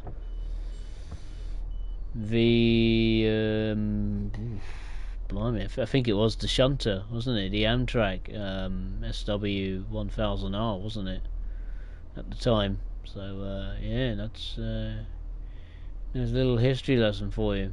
That's what got me into it. And yeah, I think my first video was the on Train Sim World, the Amtrak shunter. Because before that I was on YouTube, but I was doing just usual. I was doing what was it? I think it was Formula 1 and FIFA, which wasn't having much success with. So I thought, well, let's change course and focus on Train Sim World, because there was not a lot of content for it at the time, specifically for the focusing on timetables. So I thought, hey, this might be a little space for me to exploit here. Yeah, 5 grueling years later, and probably hundreds, if not thousands, spent on this game. Here we are.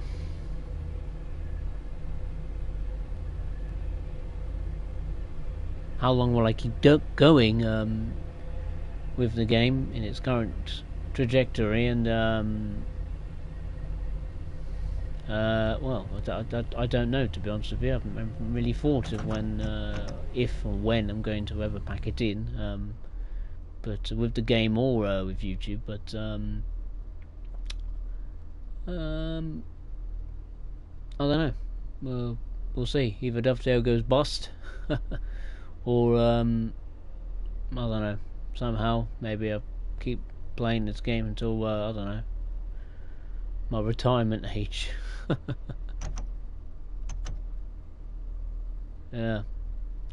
God, that'd be crazy. Imagine what number will this game be on if I, reach retirement age. Touch wood, or even get even close to reaching that age.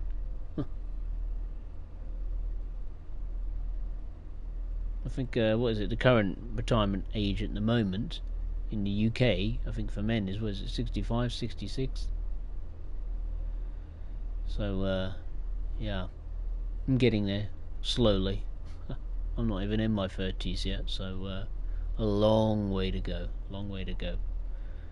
I wouldn't be surprised if maybe we'll be on my 60s, maybe. Train Sim World 104 or something.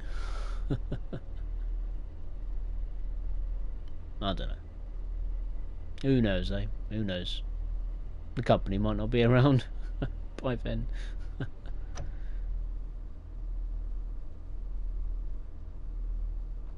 Probably will be destroyed by global warming.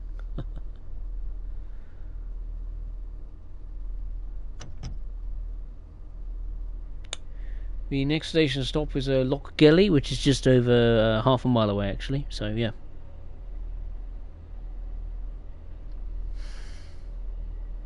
So there's no point in me accelerating. I'll let the train coast as we approach Loch Gelly. Cytokin, yeah, that was right. Yeah, 2019. Yeah, the football and racing stuff. I'm tempted to get back into that now. I've said it. Well, maybe not the football, because I've given up with the FIFA franchise, or whatever it's called, this week. We'll soon arrive at Loch Gelly. Don't forget to take your belongings. You know, Train Sim World is bad enough as it is, with a yearly schedule and overpriced DLC. I don't think I could cope with another going back to another yearly release of a game that doesn't change very often. Sad to say, but there we go. Ooh, stop.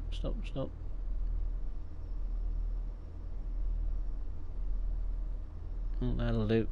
That's good enough for me.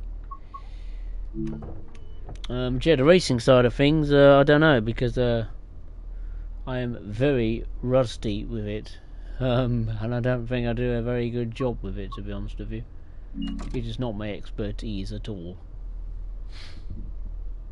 But you know, I do play Gran Turismo quite regularly, to be honest with you. F1 not so much, because it's gone pretty stale since EA Sports took over the brand. F1 Manager I was tempted to, but apparently that's been cancelled by Frontier due to poor sales. I've never got a version of F1 Manager. My cousin's got all the versions. Something he regrets now to this day. since the news has been, you know, found out that the series is discontinued, which is a shame, because it looked like F1 Manager was on a nice was going down a nice path, but unfortunately, you know, sales dictate everything these days, and yeah, been thrown in the out the back, in with the rubbish. There we go. Sorry, Kenny. I mean, the chances are if Dovetail go past the replacement would have been so clear that you would have adopted it. I don't know. Goodness me knows. I don't know. I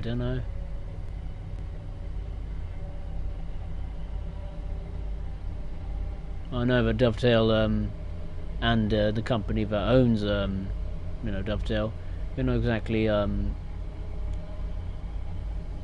doing completely well regarding the finances. I mean, all you have to do is look at the Steam sales of Train Sim World 3, 4 and 5. I mean, they've practically collapsed over the past 2-3 years.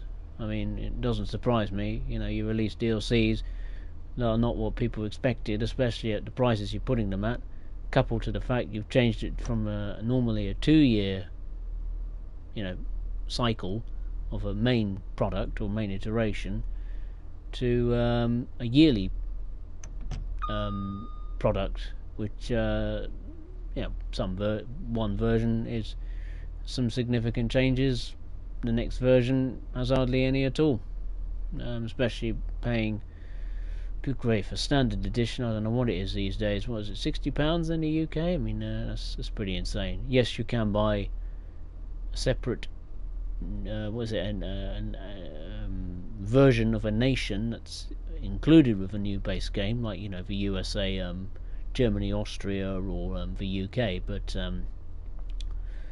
yeah, it doesn't excuse the fact that you have to pay well, for a deluxe edition for starters, because the Loco add-ons that came included with that wasn't a separate release to begin with until release day. But there you go.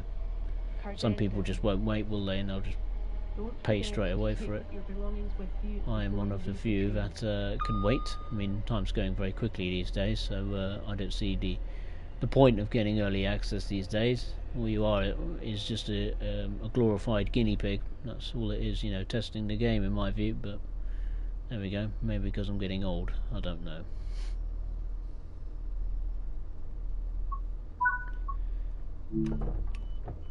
Mind you, Train Simulator, I don't know how they're doing, but they've practically come to a standstill, haven't they? Content-wise, there's still quite a bit of interesting content, you know, flowing out of the door at Train Simulator. It's just that Dovetail has not bothered to make any routes, I think, for... You know, I can't even remember the last time Dovetail made a route for Train Simulator. It must go back more than a year, I think.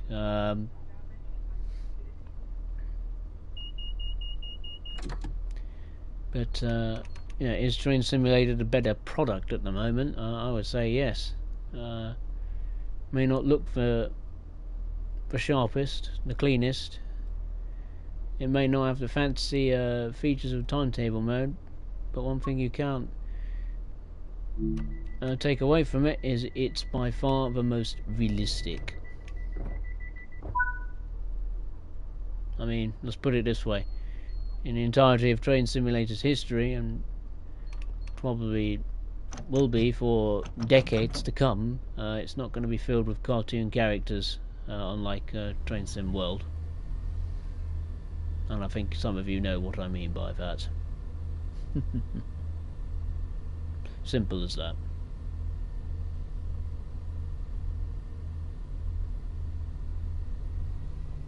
I mean, when you're prepared to put or throw out the door the whole concept of Train Sim World just for a DLC which has little to no sense of being on the game in the first place, but you're going to do it anyway because the company's come forward to you and probably offered a massive paycheck to stick it in the game. Yeah, it's a worry, I have to say. I mean, I don't know what we're going to have next. The Simpsons or Sesame Street next. Wouldn't be surprised. You know, you come up to a platform and there's the characters of them. Or probably the Muppets next. I don't know. I don't know.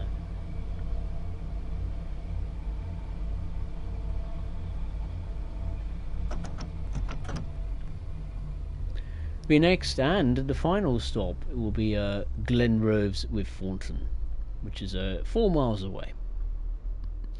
Hey Andrew, nice to see you back. Sidekin, yeah, I mean, chances are I don't think I'll go bust for the place. Yeah, okay, depends. SimRail, I'd say, is more realistic than Train Sim Classic. It just doesn't have route diversity recognition yet. Yeah, I mean, SimRail, it seems to have gone off the boil, it seems, quite recently. Haven't heard much anything about it. I mean, the updates they bring to the main game is very impressive. I mean, sometimes they bundle in the locomotive for free, for goodness sake. I mean, that's fantastic. I mean, you can't imagine Dovetail doing that at the start of the Train Sim World era. Oh no, they wouldn't dare do that.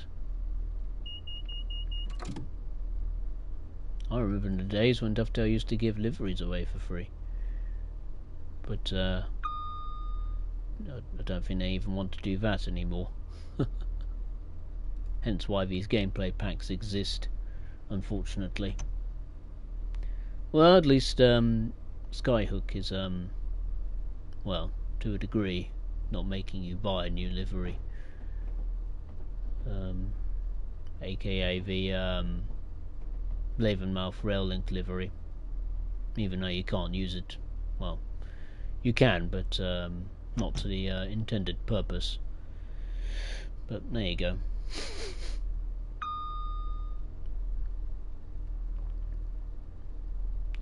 But yeah, Skyhook, I mean, interesting with him, isn't it? They're just busy ploughing away at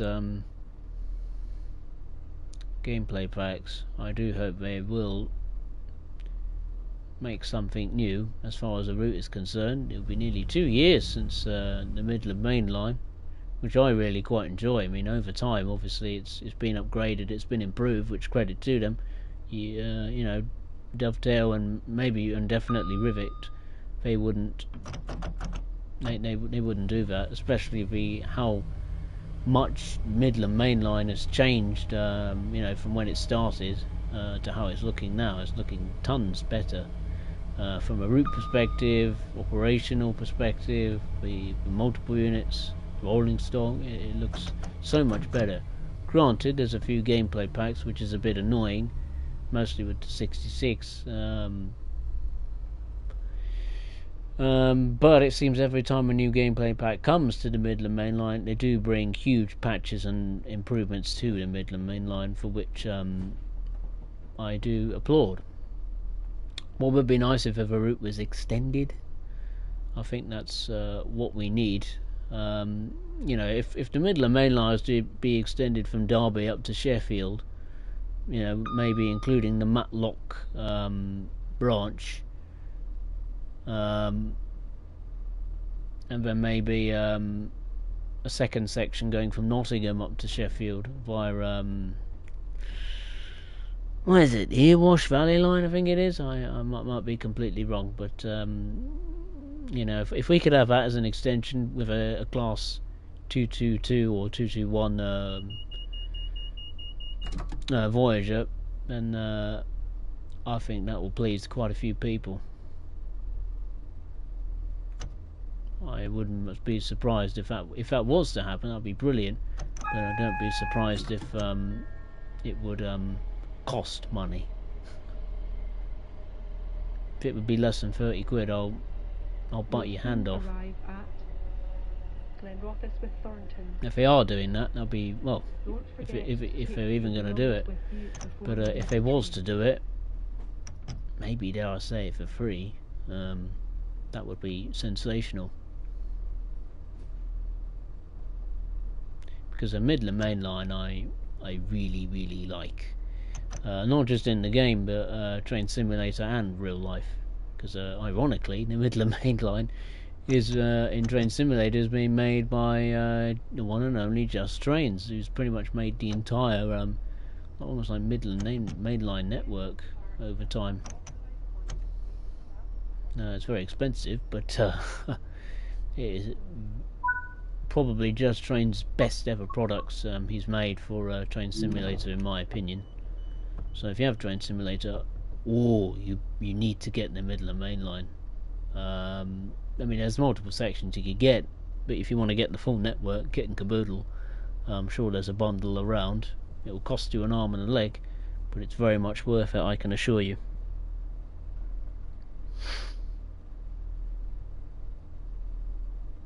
If we could just have, like, you know, the Midland Main Line extended, like I said, coupled in with a Super Voyager, you know what, that's fine for me. You know, I think would then Midland Main Line be my favourite, maybe modern UK route? Ooh, it could do, but that's if well, it could be if that was to ever happen. You never know. You never know. Skyhook might be secretly burrowing away in the trenches, so to speak, or actually doing it. You never know. Either way, we've done the first half of the circle. We stopped at Haymarket, Edinburgh Gateway, Dalmeny, North Queensferry, Inverkeithing, Rosyth, Dunfermline City, Dunfermline Queen Margaret, Cowdenbeath, Lochgelly, Cardennan, and finally Glen Roves with Thornton. And we will now do the next and the final journey from the Lavenmouth rail link, which was chucked into the game before Christmas, and we'll go to Edinburgh.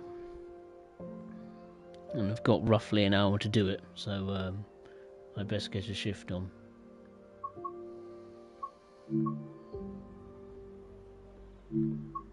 No, there is on journeys a minute. 5 circle, come on.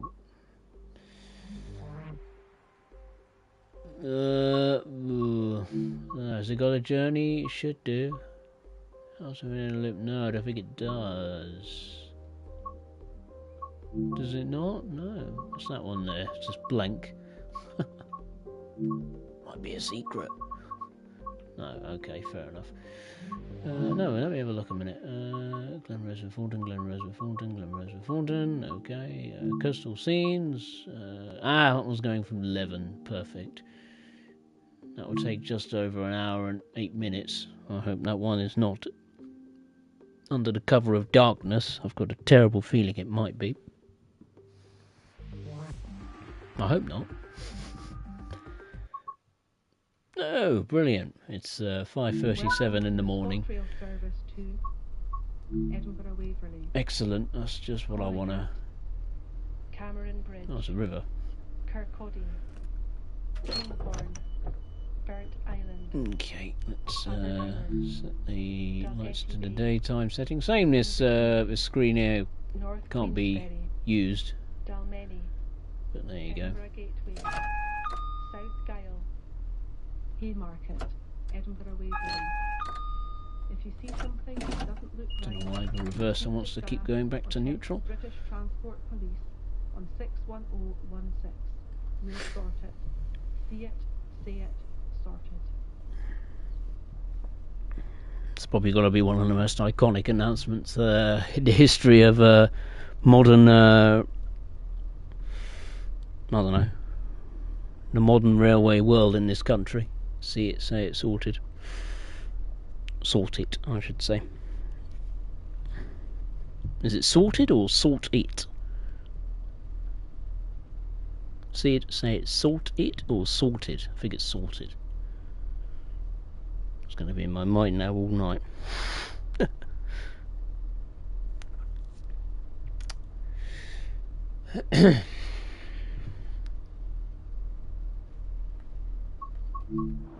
Alright. Welcome to 11, the newest, shiniest section of the 5 Circle line and probably the Scottish Railway network at the moment. I won't do an overview of it. I already did that in the stream quite some time ago. So if you want to check that out, then head to the stream section on the channel and you'll be able to pick it up.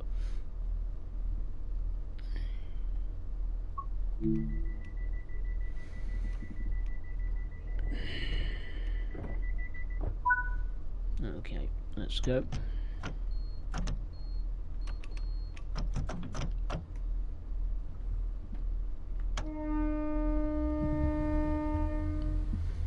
Alright, the first station stop will be Cameron Bridge, just over 1.5 miles away.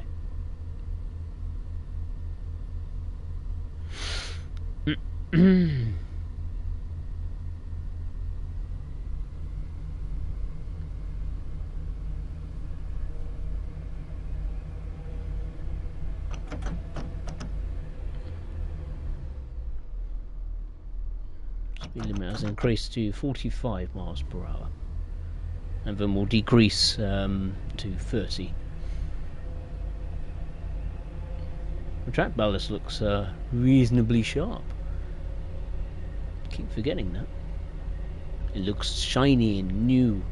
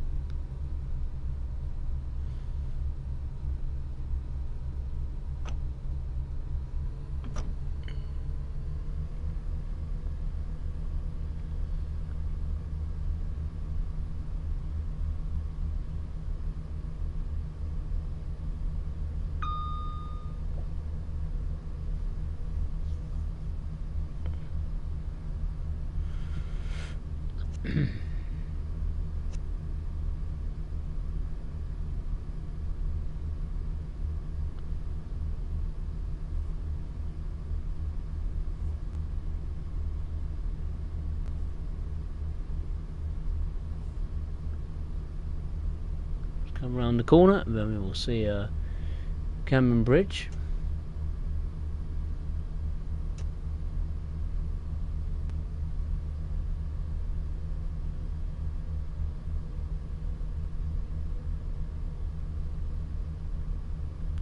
on the curve.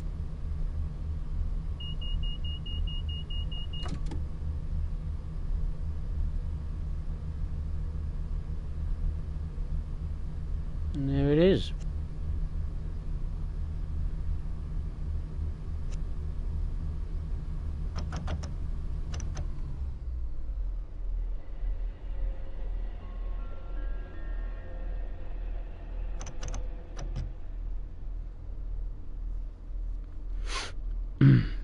We'll soon arrive at Cameron Bridge.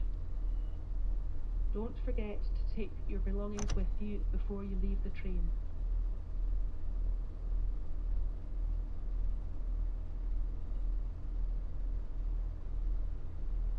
Seems we've got some flooding on the ground there. Looks like a drain might have overflowed. And again. Just noticed we are massively overshot where we were meant to stop, but oh well, we stopped at the platform. That's all that matters. Or on the platform.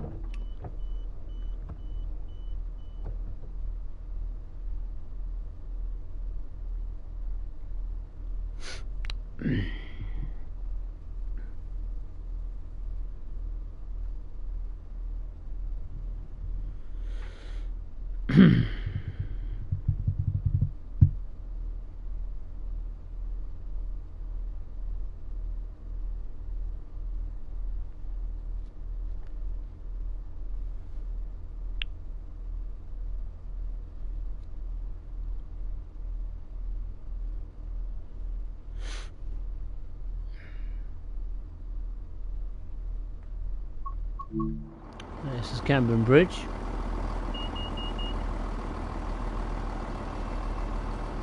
Not too bad, it's okay.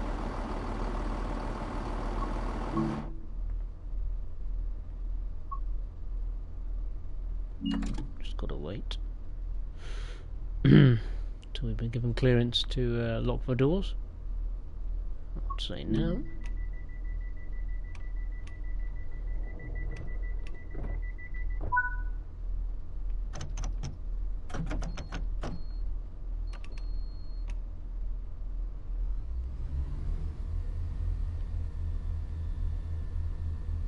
Okay, the next station stop is Kirkcaldy. The only station we will be missing completely is Markinch, which is here. That is the only station, well, the only end point of the route that we will not be stopping at. So we've started at 11. We obviously started at Glasgow and then Edinburgh. And terminated at Glenrose with Thornton, and now we're obviously going back to Edinburgh, so we will be missing Markinch, so we won't be seeing it today, but I'm sure it's fine.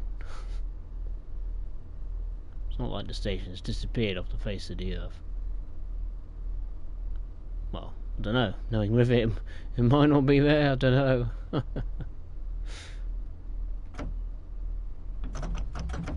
Speed limit has increased to 45 miles per hour, so let's get a shift on. Let's just check if we are actually going to be missing any stations. No, I don't think we are.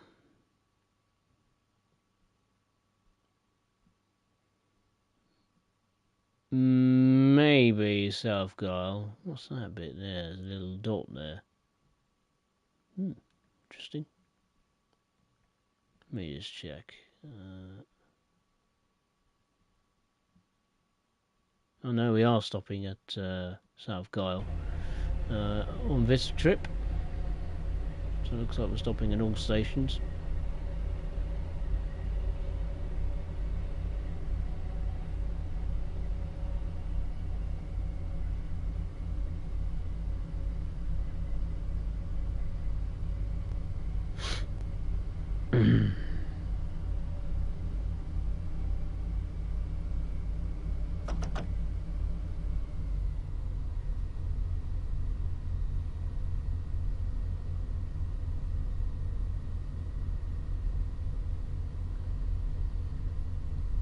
It's quite challenging to keep you know, as close to the speed limit as possible, because obviously this train, along with the 385, I may add, maybe the 158 too, they don't have any, you know, kind of like cruise control or speed control. The train can automatically you know, keep you to the speed limit, like you can on you know, some other trains.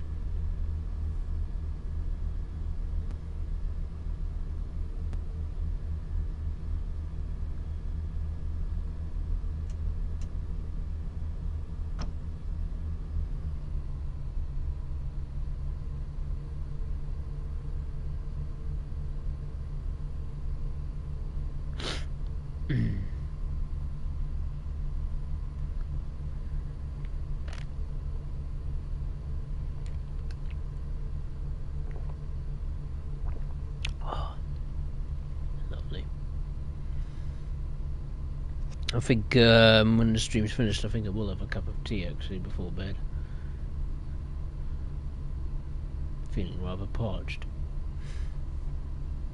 I'm hungry as well, but I don't think I'll eat anything at this time.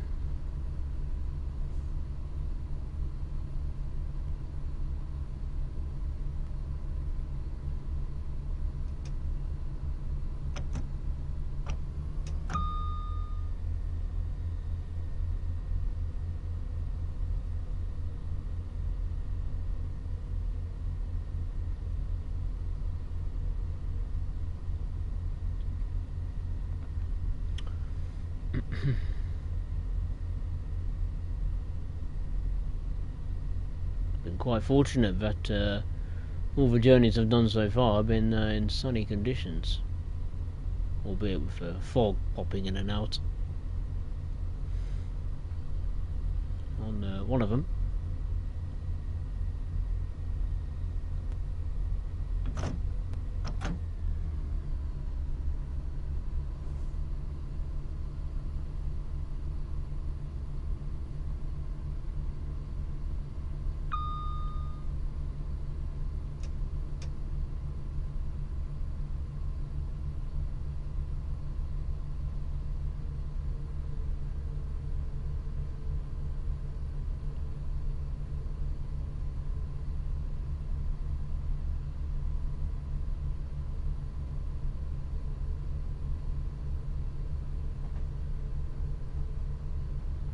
Okay, we're now gone to a single track, and we've got a speed limit coming up at 25 miles per hour.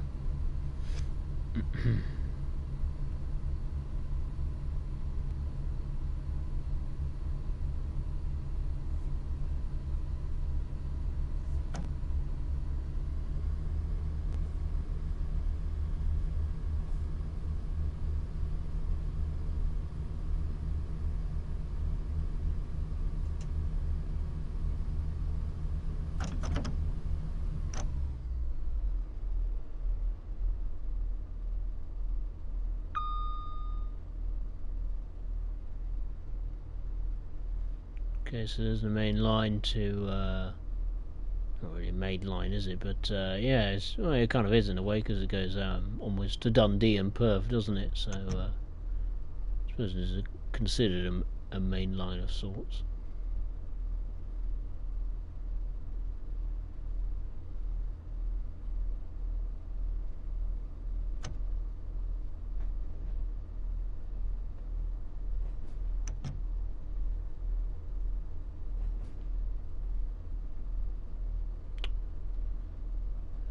We have a speed limit of well, 80 miles per hour. Said HST was 80.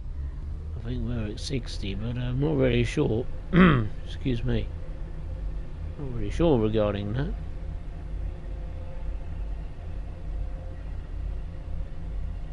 It's an up passenger loop on the left-hand side.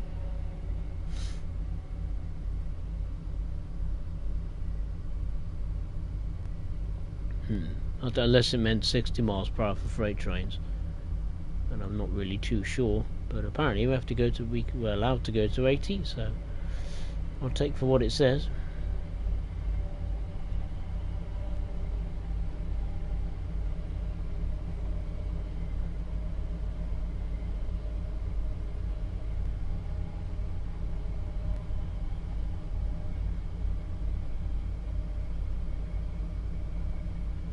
What I really should have done is this stream on Scotland's National Day, you know, on the 30th of November.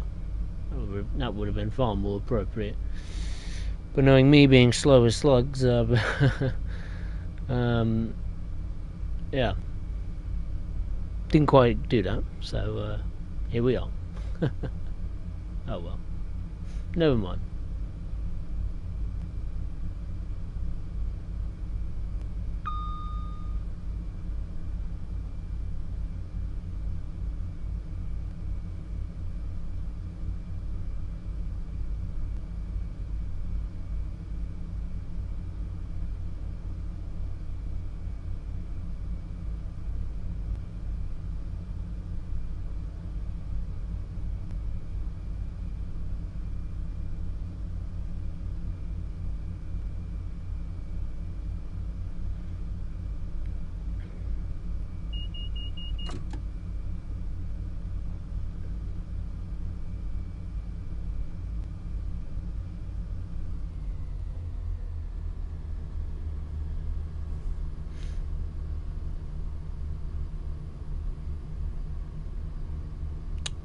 We've got a 65 mph speed limit coming up shortly.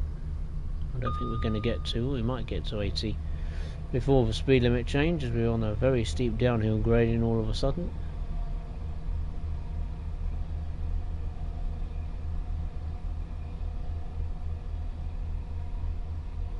I think we really should be going 65, but instead of 80, but there we go. I think that might be an error that I've only now just realised. There we go.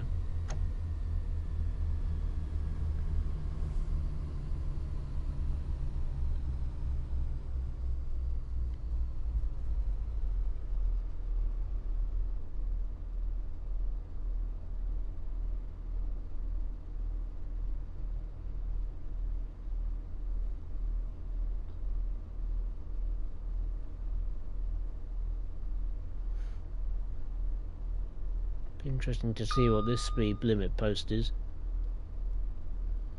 65. That's for all trains, I think, excluding HSTs. Would have been cool if we had an HST bundled in with this route. I don't think that's too much to ask, considering we've got two versions of a HST, albeit the first one is severely outdated and thankfully will be massively revamped when the Great Western Express Remastered eventually comes along. I've got a terrible feeling Dovetail might be delaying that on purpose for Train Sim World 6. I can just see it. It's not the first time they've held routes back that were meant to be released, or apparently meant to release in, like, say, this year's version of the game, but then they deliberately hold it back to include it in the next game, so they make you buy it.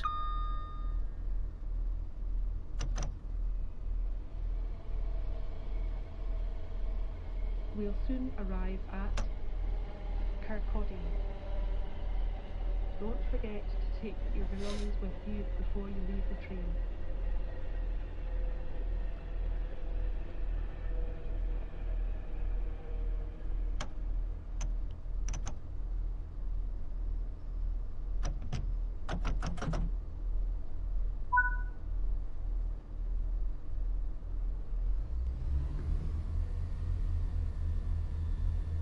I thought he was going to massively overshoot the station, but of course realised that since HSTs are on here, the platforms are quite long.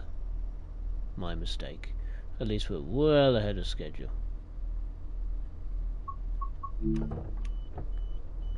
And quite a few passengers about on the platforms. That's good to see, and loads getting on. That's what I like to see.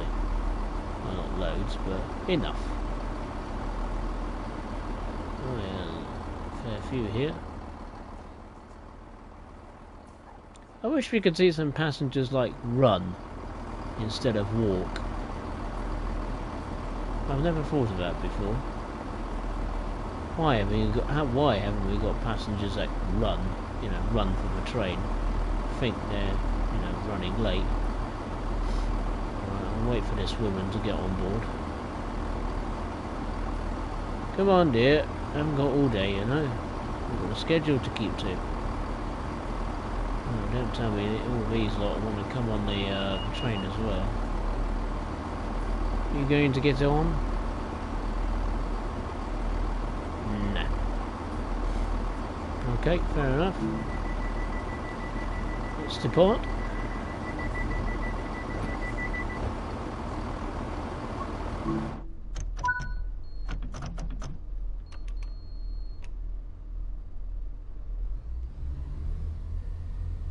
The next station, excuse me, is Kinghorn, just under 3 miles away.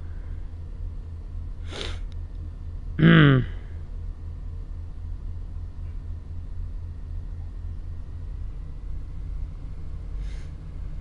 can hear the kittens downstairs. I know exactly what one of them is doing. One of my kittens has decided to, I don't know, take his dissatisfaction with his water bowl for some reason. He doesn't like it, so every time it's got water he moves it on purpose and spills it everywhere, which was funny at first, but now it's just annoying, because obviously all the water that they're meant to drink obviously ends up on the floor. And then they complain that they don't have any water because all the water that's in the bowl is on the ground, so they can't drink it. And I'm like, bloody hell. I'm like, I'm just giving away water that is pointless at this rate, you know what I mean? I thought it was something in the bowl, I thought it was broken, I thought there was something wrong with it, It's been cleaned once, twice, once by the dishwasher, deep cleaned. Next minute I did it by hand. I've tried. I mean, I've had the water bowl for, well, since late 2023. So I can't see how suddenly they don't like a water bowl. I don't know. I've tried putting it in different rooms. I've even tried a different water bowl altogether, and it seems they don't want to know about a different water bowl because they won't drink out of it. So I don't quite know what's going on there, but I can tell when they move it because I can hear it, and most likely it'll probably end up from the kitchen all the way down the hallway. Thank you very much. With a trail of water in its wake, which yeah, isn't fun, especially when you get up in the middle of the night or first thing to go down and have breakfast, and then you find out the floor is completely drenched with water, which is quite safety risk, because you could slip, particularly in the dark. So yeah. We'll soon arrive at Kinghorn. Don't forget to take your belongings with you before you leave the train.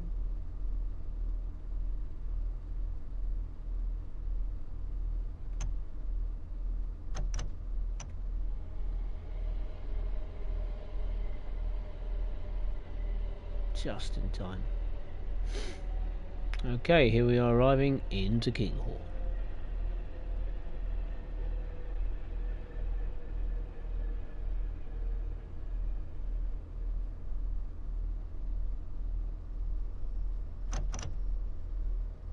There's a stopping point. Stop near it. It's fine by me.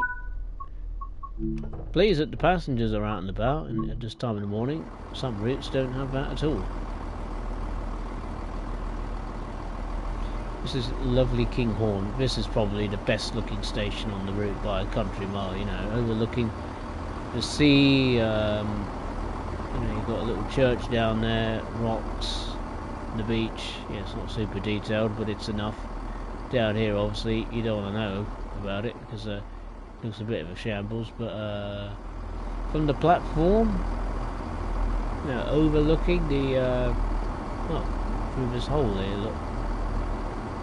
That don't look too bad. I've seen a hell of a lot worse, believe me.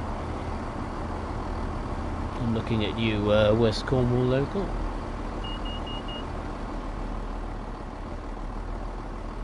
As far as coastal runs go, this is by far the better one.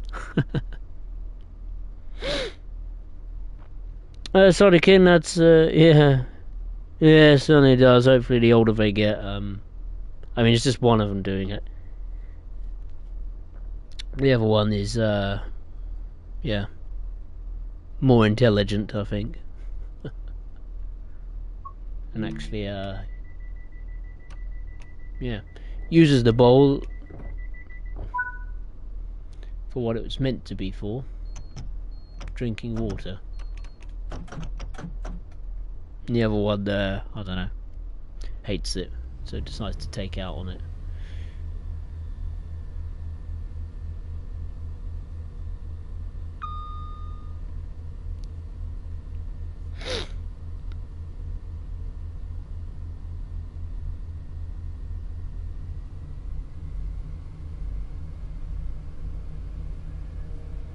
Andrew, what time do you finish tomorrow? God, what is it tomorrow? Tuesday. Yeah, tomorrow start at 10. I had to think then for a second.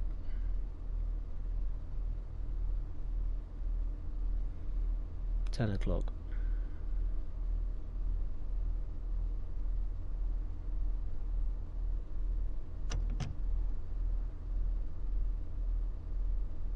What about you, Andrew?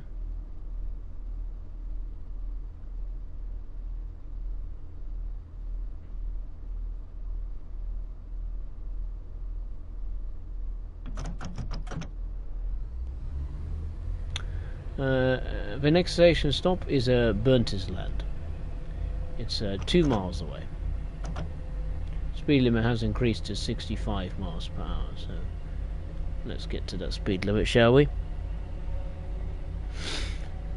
No, just hits 11 o'clock in the UK. How long has this stream been going on for? Just over 2.5 hours. It's not as bad as I thought, to be fair.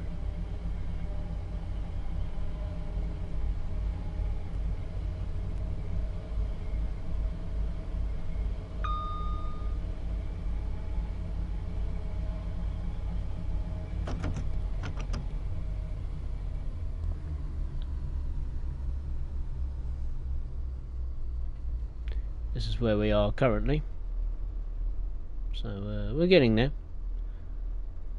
I would say roughly halfway around the southern section of the circle.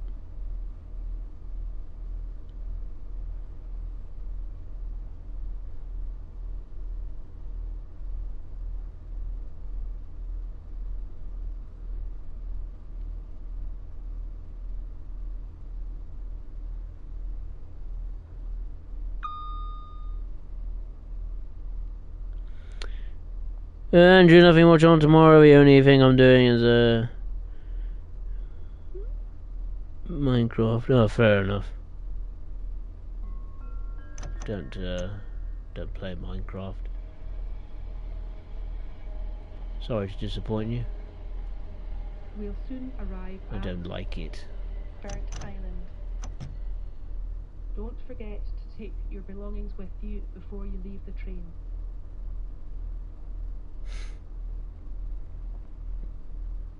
Do you work, Andrew?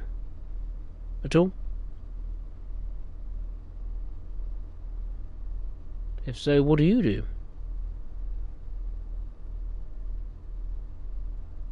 You seem very intrigued in what I do.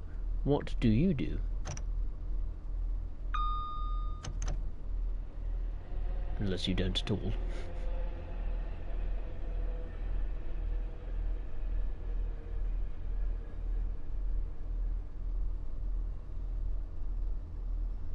Whoop. Stop. There we go. Okay, welcome to not Burnt Island, Burnt Island, sorry. Goodness me.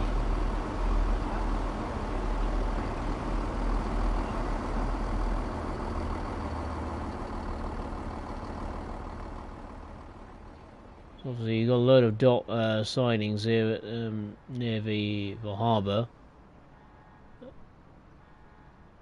that actually don't go anywhere. What's the point of having that? Unless that's abandoned, then fair enough, I think. You got a barge here, or maybe the remains of one. A little yard here with some scrap by the looks of it, or just abandoned stuff. Skips full of stuff. You got the men here, or women, unsure what to do. It's a big undertaking, that's for sure. Look at it, a lot to clean up.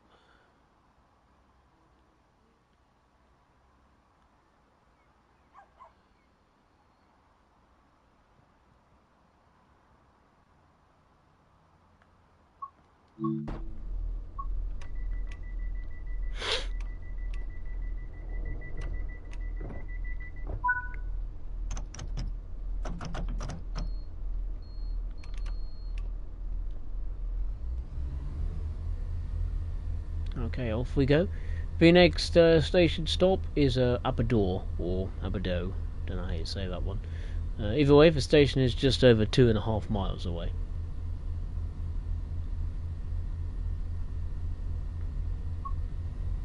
Actually, this is worth getting out and seeing. We've got a main factory or harbour over here. A lot of work taking place from the looks of it. It's always a good sight to see. Andrew.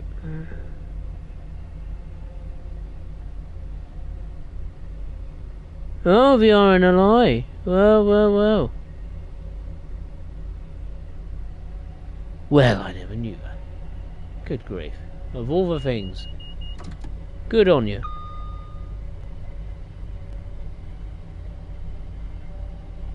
RNLI. Nothing short of heroes. There you go. They are heroes. Absolute heroes. People don't appreciate them enough. But then again, you can say the same about the National Health Service or the Fire Brigade or the police to a degree. But there you go.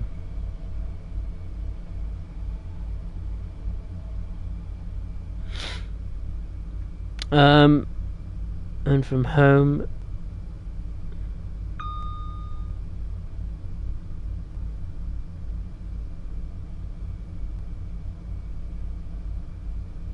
mortuary, radios and radars. Oh wow, that must be round the clock.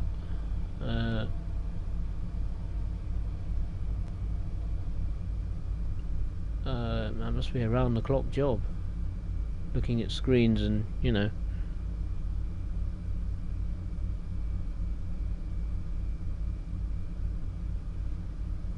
So, how do you keep a roof over your head then? Because obviously the RNI is a charity, correct? If you volunteer for it, then how do you keep the cash rolling in, so to speak?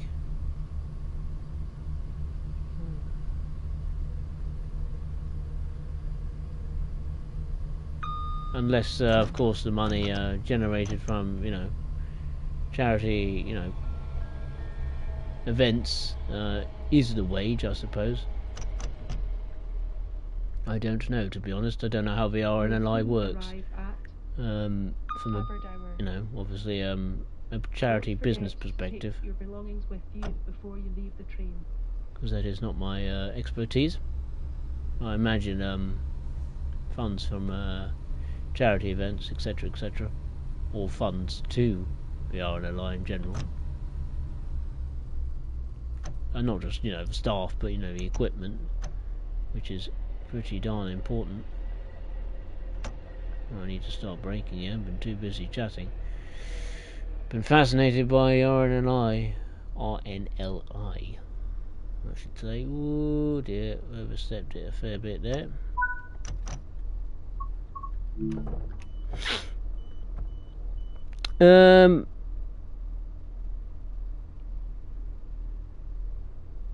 Three stations.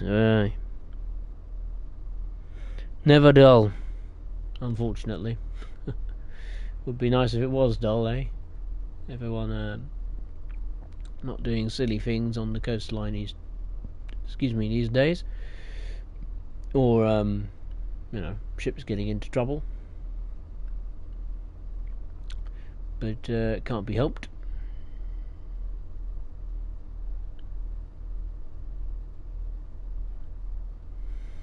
I don't know. I'm just trying to think the last time I've seen a RNLI, sorry, lifeboat station. Good grief, it goes back a very long time. I think the last time I've seen a RNLI facility is I think it was when we was on holiday. I think we went to the West Country. I think it was St Ives. I think in Cornwall. Good grief, years ago. I mean, we're talking like a good decade or so ago. It was when we were on holiday, and I think they had an open day, and you were able to, you know, go inside the actual facility, you know, see the tractor, you know, on display with the boat behind it. Obviously, you couldn't get on the boat because it was on the back of the tractor. Yeah, but it's quite by judging by what the people say who operate the equipment, it's a fairly advanced piece of kit, and it would need to be. But I've never seen it in action in real life. Never. Nor I don't think I want to, really, to be honest with you. You don't really want to see it in action for all the wrong reasons. But in a way you would want to see it in action, because it means, you know, it is serving its purpose. Saving lives.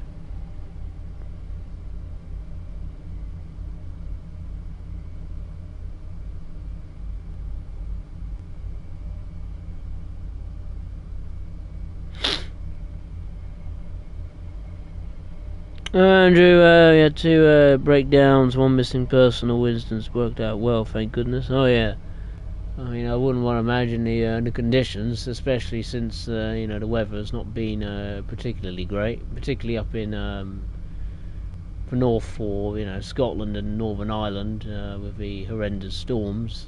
I mean, where I am, it's been okay. I mean, very windy and cold. Nowhere near as windy or cold as it has been up north. I mean, last night we had an absolutely tremendous downpour. I mean, just out of nowhere, I think it was like 3 AM in the morning, I got woken up by a massive thunderbolt outside, and it just absolutely the thunder was so loud, it was unbelievable. I think everything in my room, not everything, most things in my room took a little shook, little shake, because the thunder was that loud, huge thunderclap, and then it just absolutely chucked it down with rain. I think that's the main issue I think we have where I am in particular, is just the amount of rainfall. I think a couple of weeks ago it was nearly 100 millilitres of rain, so it's quite a lot. Which it doesn't help. Soon arrive at Dalgety Bay. Don't forget to take. Oh, I see, Andrew. Fair enough. Well, regardless, I'm sure the whole crew is doing the best job possible. I think we're going to miss this stop because I've absolutely missed it by a country mile. There's no way.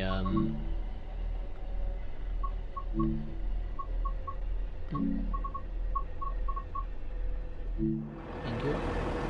Yeah, well, you missed that one. Oh well.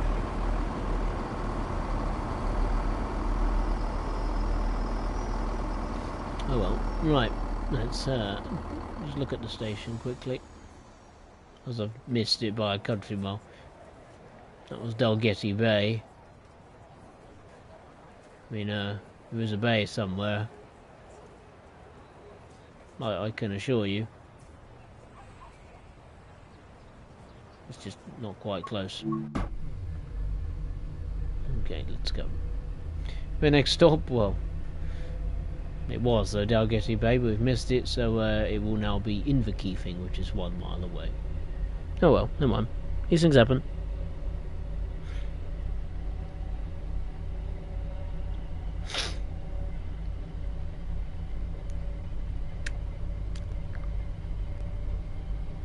What was it as well that I remember seeing years ago? It was once again in the West Country. I think it was the... trying to think. I think it was the air ambulance. Like the very first one.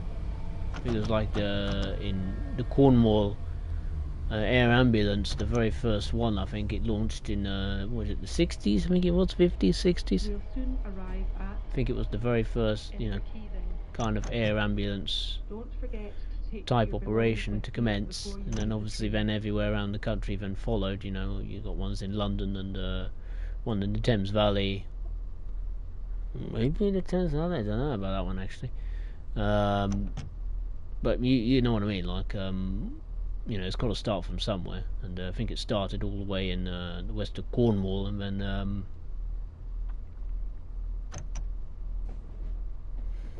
obviously spread elsewhere. I imagine when the RNLI must have started somewhere, obviously somewhere on the coastline somewhere. I don't know where the RNLI actually started, to be honest with you, but they're two great charities, no doubt.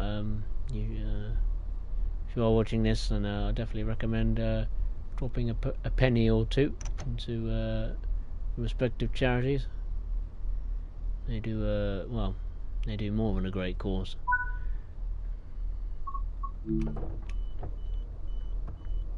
No doubt about that.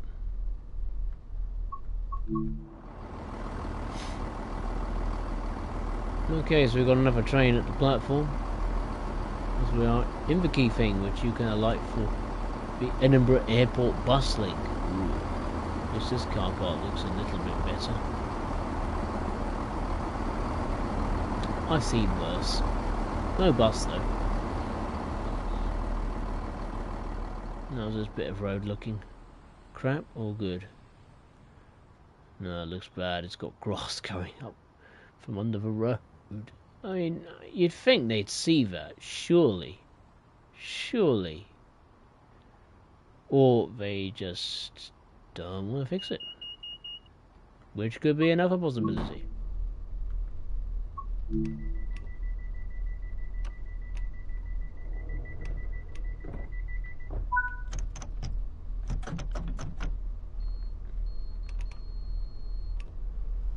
Let's go. The next station stop is North Queensferry. We're getting there slowly. Slowly but surely. We're gonna make it.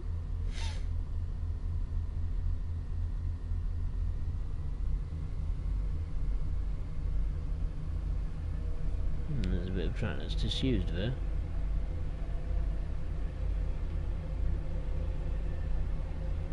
Interesting. Go somewhere. There's a piece of track right in the middle of nowhere. Maybe they were planning on extending it, but decided to cut short. Fair enough, I suppose. We're in a tunnel now.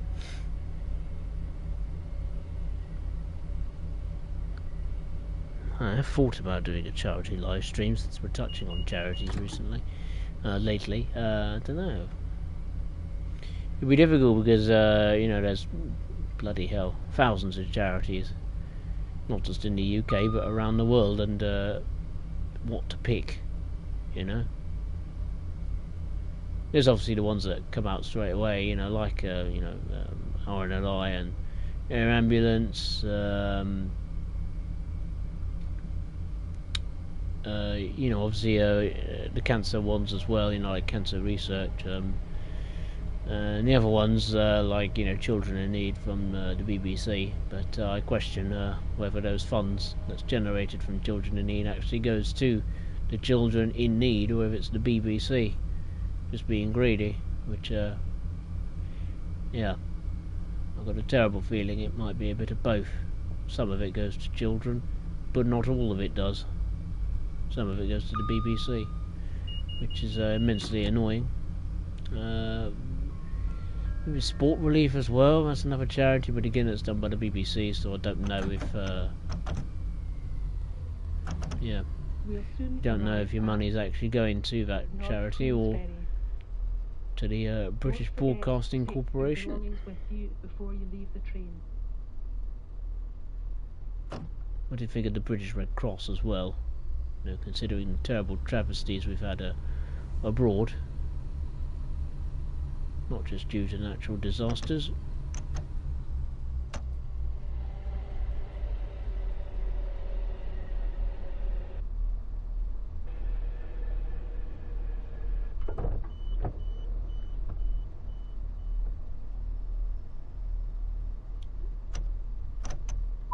Managed to stop at that one. Good, good, good.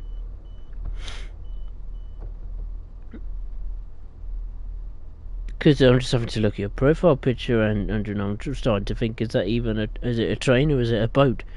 I don't know now, I don't know.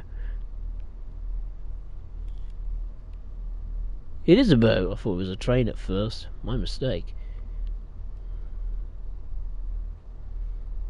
And it's lovely like wallpaper you've got. It's overlooking somewhere, isn't it? Looks like Japan to me. Because yeah, it says Itachi, and then next to it is, I presume, some Japanese writing.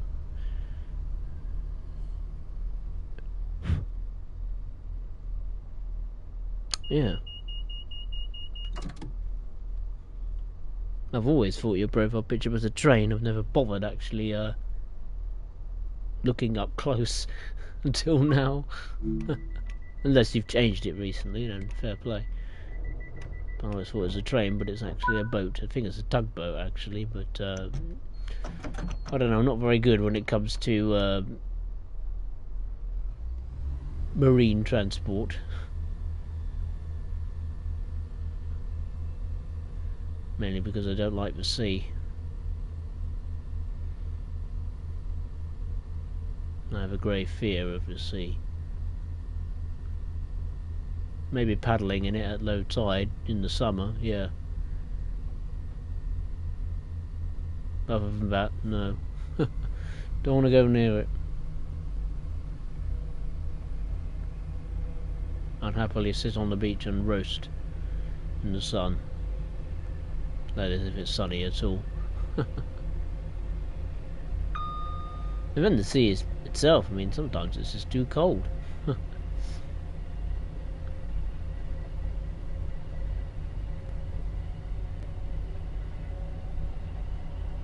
Right, across the Forth Bridge as we head to the next station stop, which is Dalmeny. Just is exactly, sorry, 1.5 miles away. Andrew, we had an incident yesterday. A bag left on the beach. Okay.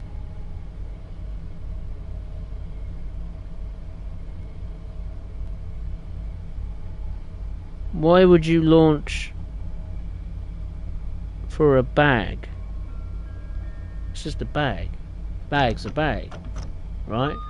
What, a paper bag, handbag, We'll soon arrive at leather bag. I don't know. Don't forget. I'm very surprised if you launched before you because leave of a the train. bag. I think I can't see the logic in that. I don't know.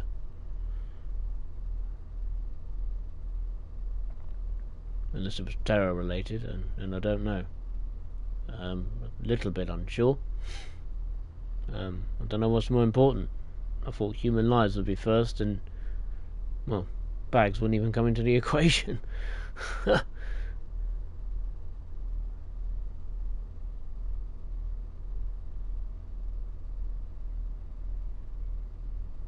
You know, a bag's a bag. A bag is dispensable. Human life is not, but that's just my view. It's like phones, isn't it? You know, what would people do? Save themselves or save the phone first and then themselves? They usually try, you know, save the phone first. Okay, here we are pulling into Dalmeny.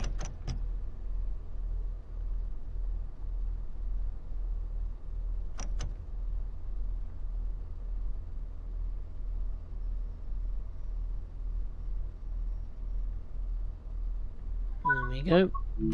Excuse me.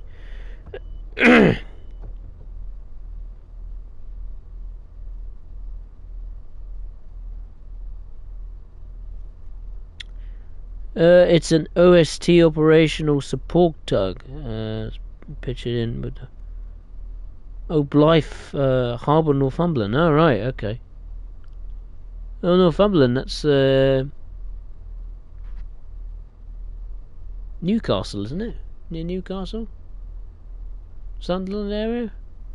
I'm not losing the plot, surely I know where that is. Jesus Christ. I should know, I know my geography very well. Crikey. Unless I really am losing the plot. Andrew, no, it was part of a missing person without the bag. Oh, okay, fair enough, I see. I was going to say. Surely not the bag.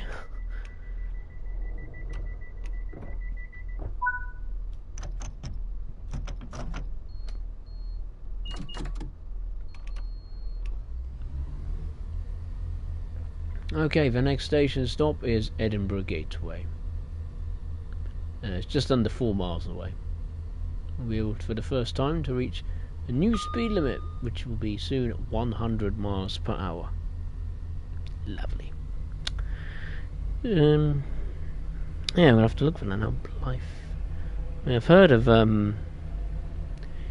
crikey. I mean, the last time I heard of a thing called Blythe, I think it was called Blythe Spartans in the FA Cup. I think it was years ago.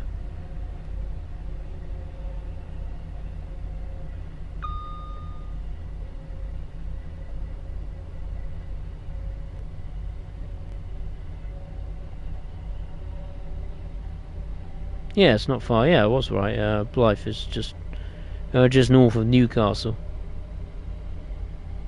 I think it would be good if we could have another route in the northeast of England in Train Sim World. It's been far too long since the last one. Oh, the other one was 5 years ago. Good grief! I think it'd be quite cool if we could have a route from I don't know, maybe Hull to Newcastle. I think that'd be quite interesting. I don't know how that would work, but I think that'd be quite nice. Or maybe Leeds to Newcastle, with Sunderland in there as well, maybe. That'd be quite good. I know a popular choice is to have another metro style route other than the London Underground, and I think Tyne and Wear Metro would be a perfect fit, considering it's got a very vast network, you know, going to not just Sunderland, but you know, serving the city of Newcastle, where most of the lines are generated from.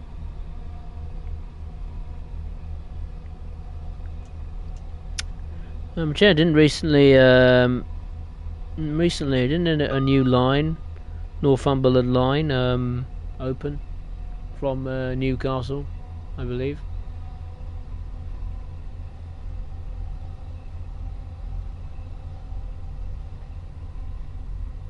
Well, I think so, anyway. I think it was going to Ashington or something, right? I remember watching a Jeff Marshall video of its opening. I don't think it's fully ready, but I think 1 or 2 stations are finished, and the others obviously will follow in its wake. God, this train is really pushing now.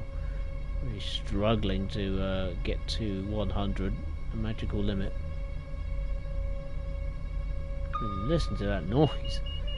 Sounds like it's an electric train almost. Good grief.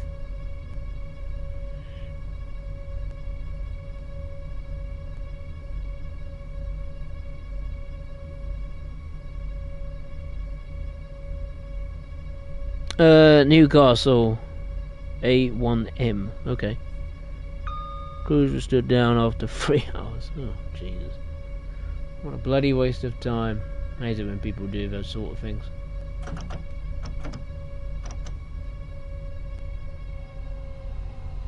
We'll soon arrive at Edinburgh Gateway.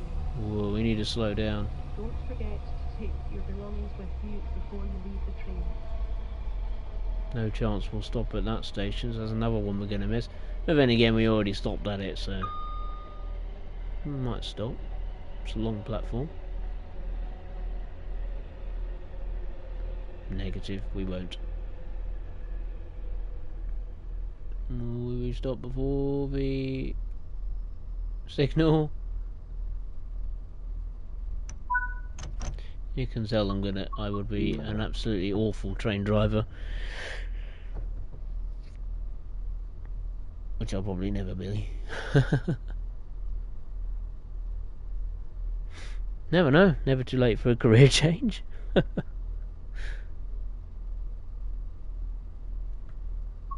How much of the train is on the platform? A carriage. Okay, fair enough.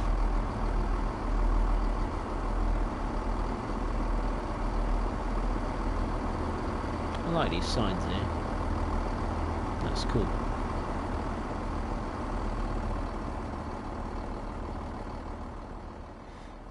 And obviously down here, there would be where the trams go. The Edinburgh trams. I don't know why for some reason I'm stuck. Oh yeah, of course, because I'm not in the free cam.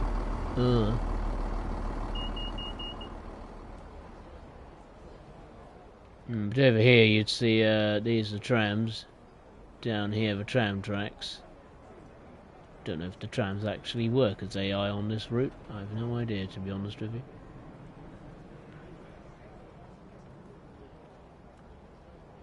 God, that's very barren. Can you actually, yeah, there's escalators there and everything working. Oh, maybe you can go down here then. And obviously back through here is the depot where all the trams would be stored. But funny enough, as I say that, there's not a single one. Like, I don't know. There is, but I can't see them. Oh, these are trams. Well, I mean, I think they've seen better days. They make a noise.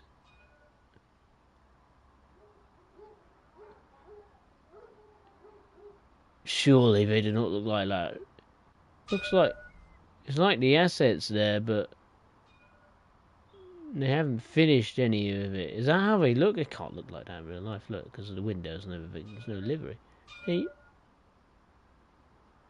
That is a shock. That's shocking. There's another one apparently, more than one actually. Further up, I want to have a look. Oh God. Do we all look like this? I have a ding dong, but a bell.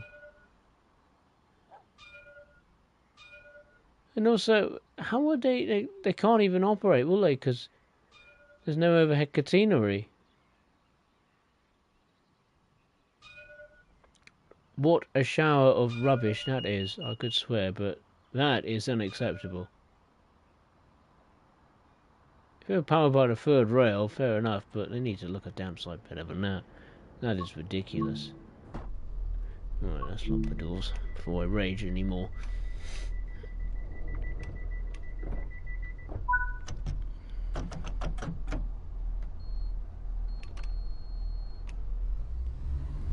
Okay, the next stop is Southgar, a station we have not stopped at, believe it or not.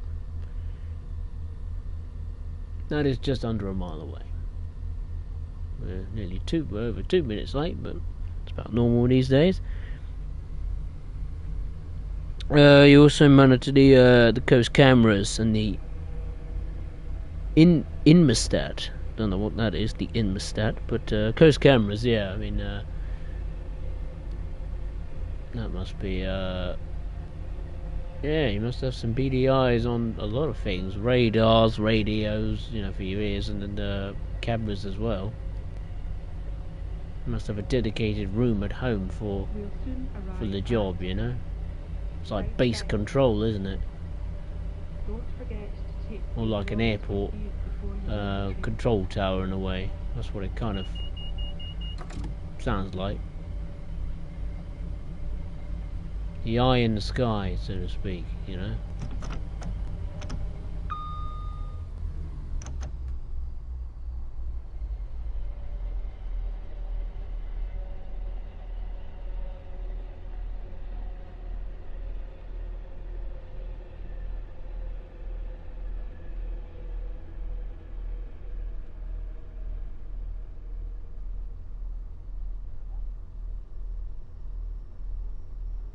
Oh, actually stopped right on the marks there, I think, roughly.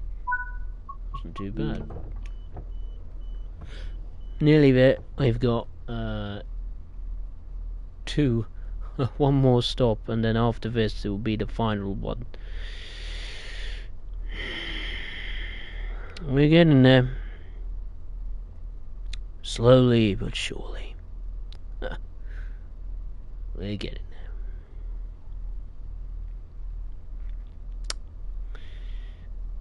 Well, it's certainly worth it. I mean, it's a special, you know. Gotta take a look at everything. Well, route-wise at least. Not DLC-wise, I'm not going to play scenarios and everything. That will take literally forever.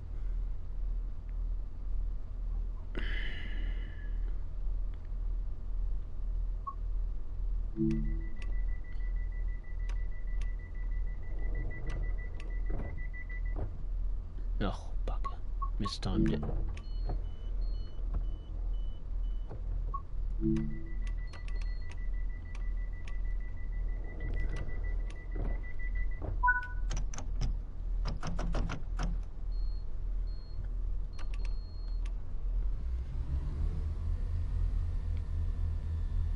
Okay, the next stop is Haymarket. It's just over 3 miles away.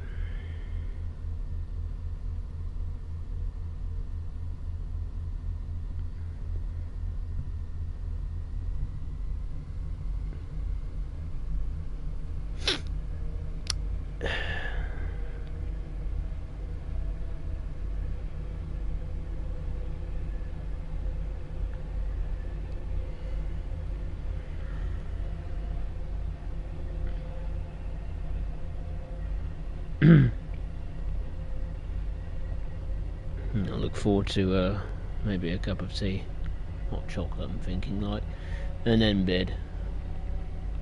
The thing with streaming is that, you know, when you do it for a long period of time and you sat in a chair, you get incredibly stiff. I mean, I feel like an 85-year-old man at the moment, just sat in my chair. Thankfully it's not a gaming chair, because that'll be very uncomfortable.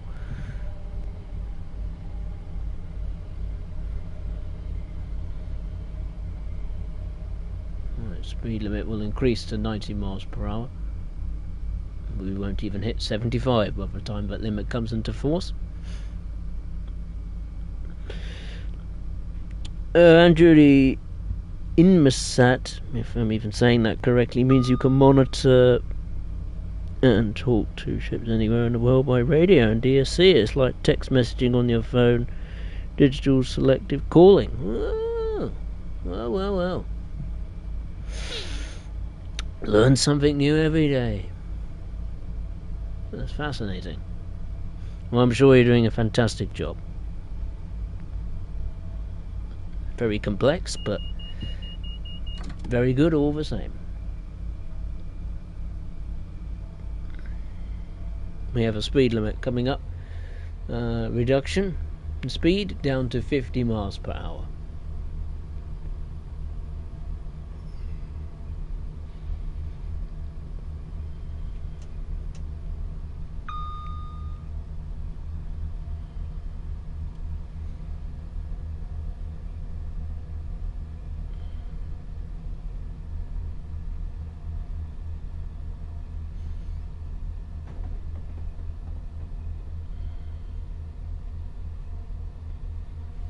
It's passing the stadium for the final time.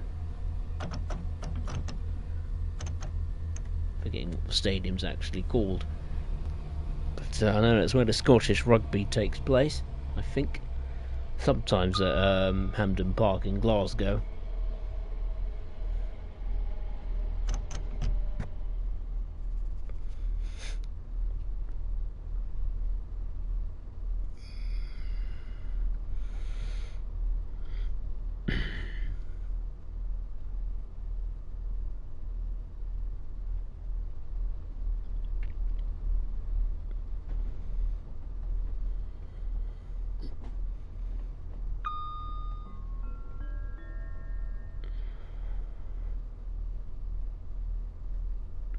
I can imagine, Andrew, I can imagine it'd be very stressful. Stressful would be an understatement. Haymarket. Don't forget to take your belongings with you before you leave the train.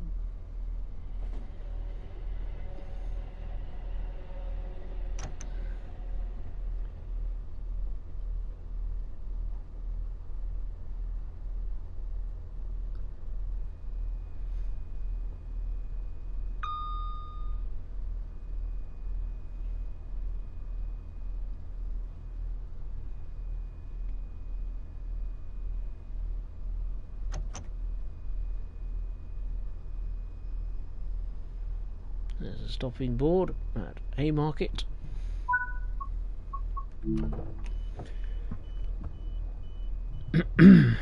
Nearly there. Nearly there. I think I can hear another train. Or is it just me? Indeed. There is indeed another train. It's coming in. That's coming from Glasgow Queen Street, so that's probably the 385 doing its local duties.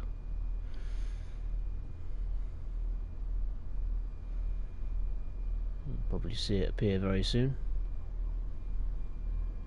Unless it's not stopping at Haymarket, I imagine it would. There it is. Speak of the devil.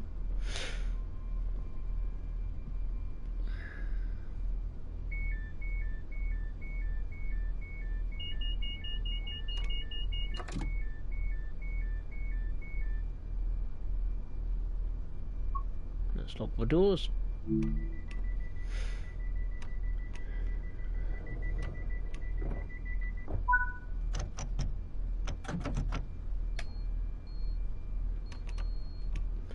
Let's go, at last. The next and the final stop is Edinburgh Waverley. Excuse me, Edinburgh Waverley.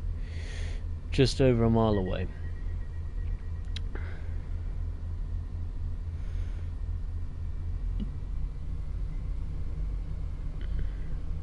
Three hours and 15 odd minutes. But we got there in the end. A bit of fun, isn't it?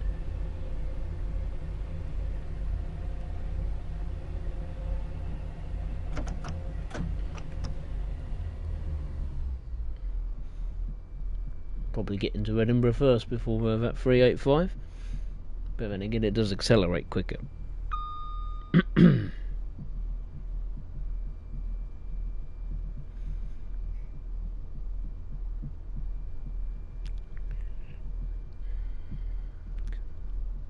We'll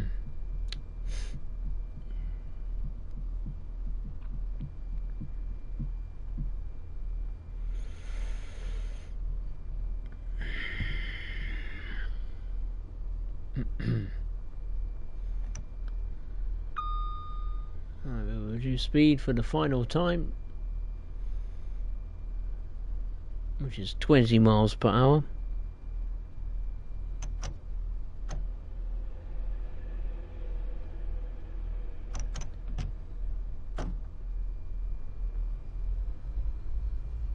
How's the other train doing behind us? This is coming through the tunnel, actually. It's caught us up quite quickly.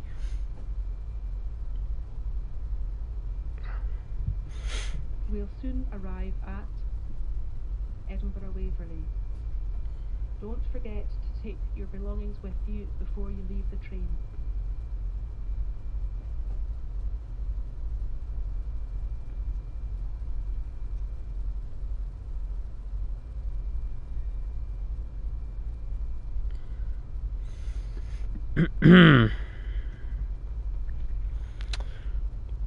Andrew, because there's also private owners as well as training on the Sunday morning. I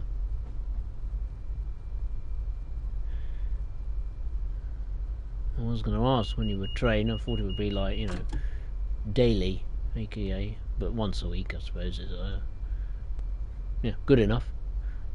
I suppose you have to take an immense amount of training. I couldn't dare think how long, how intense, how complex it would be, but yeah, wouldn't want to think. Very difficult would be an understatement.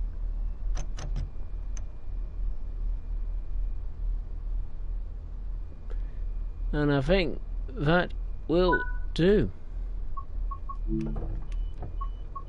End of the line.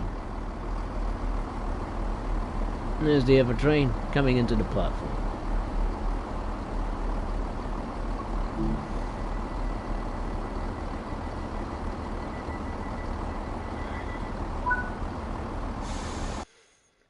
And there we go. We did it. That took just under 1 hour and 12 minutes. Stopped at, obviously, Cameron Bridge, Kirkcaldy, Kinghorn, Burnt Island, Aberdour, however you say it, Dalgety Bay, which we actually missed, Inverkeithing, North Queen's Ferry, Dalmeny, Edinburgh Gateway, South Gyle, Haymarket, and finally Edinburgh Waverley. Hooray!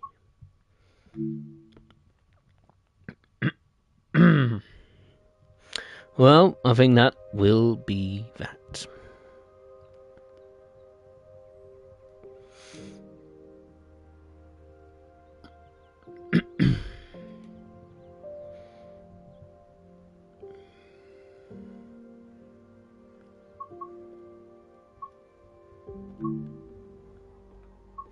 Well, there we are. That concludes this stream, this little ScotRail passenger Scottish special, whatever. Firstly on the ScotRail Express route, and then the 5 Circle line. If you'd enjoyed it, then feel free to hit the thumbs up button below, and if you like what you've seen, then feel free to subscribe to the channel. The next stream will be next Monday on, believe it or not, February the 3rd, 2025, where we'll be going for a high-speed blast, or some local passenger services in between, on the Northeast Corridor, New York to Trenton. So hopefully you could join me for that. If not, I'd like to say thank you very much for watching, take care, and I will see you next time.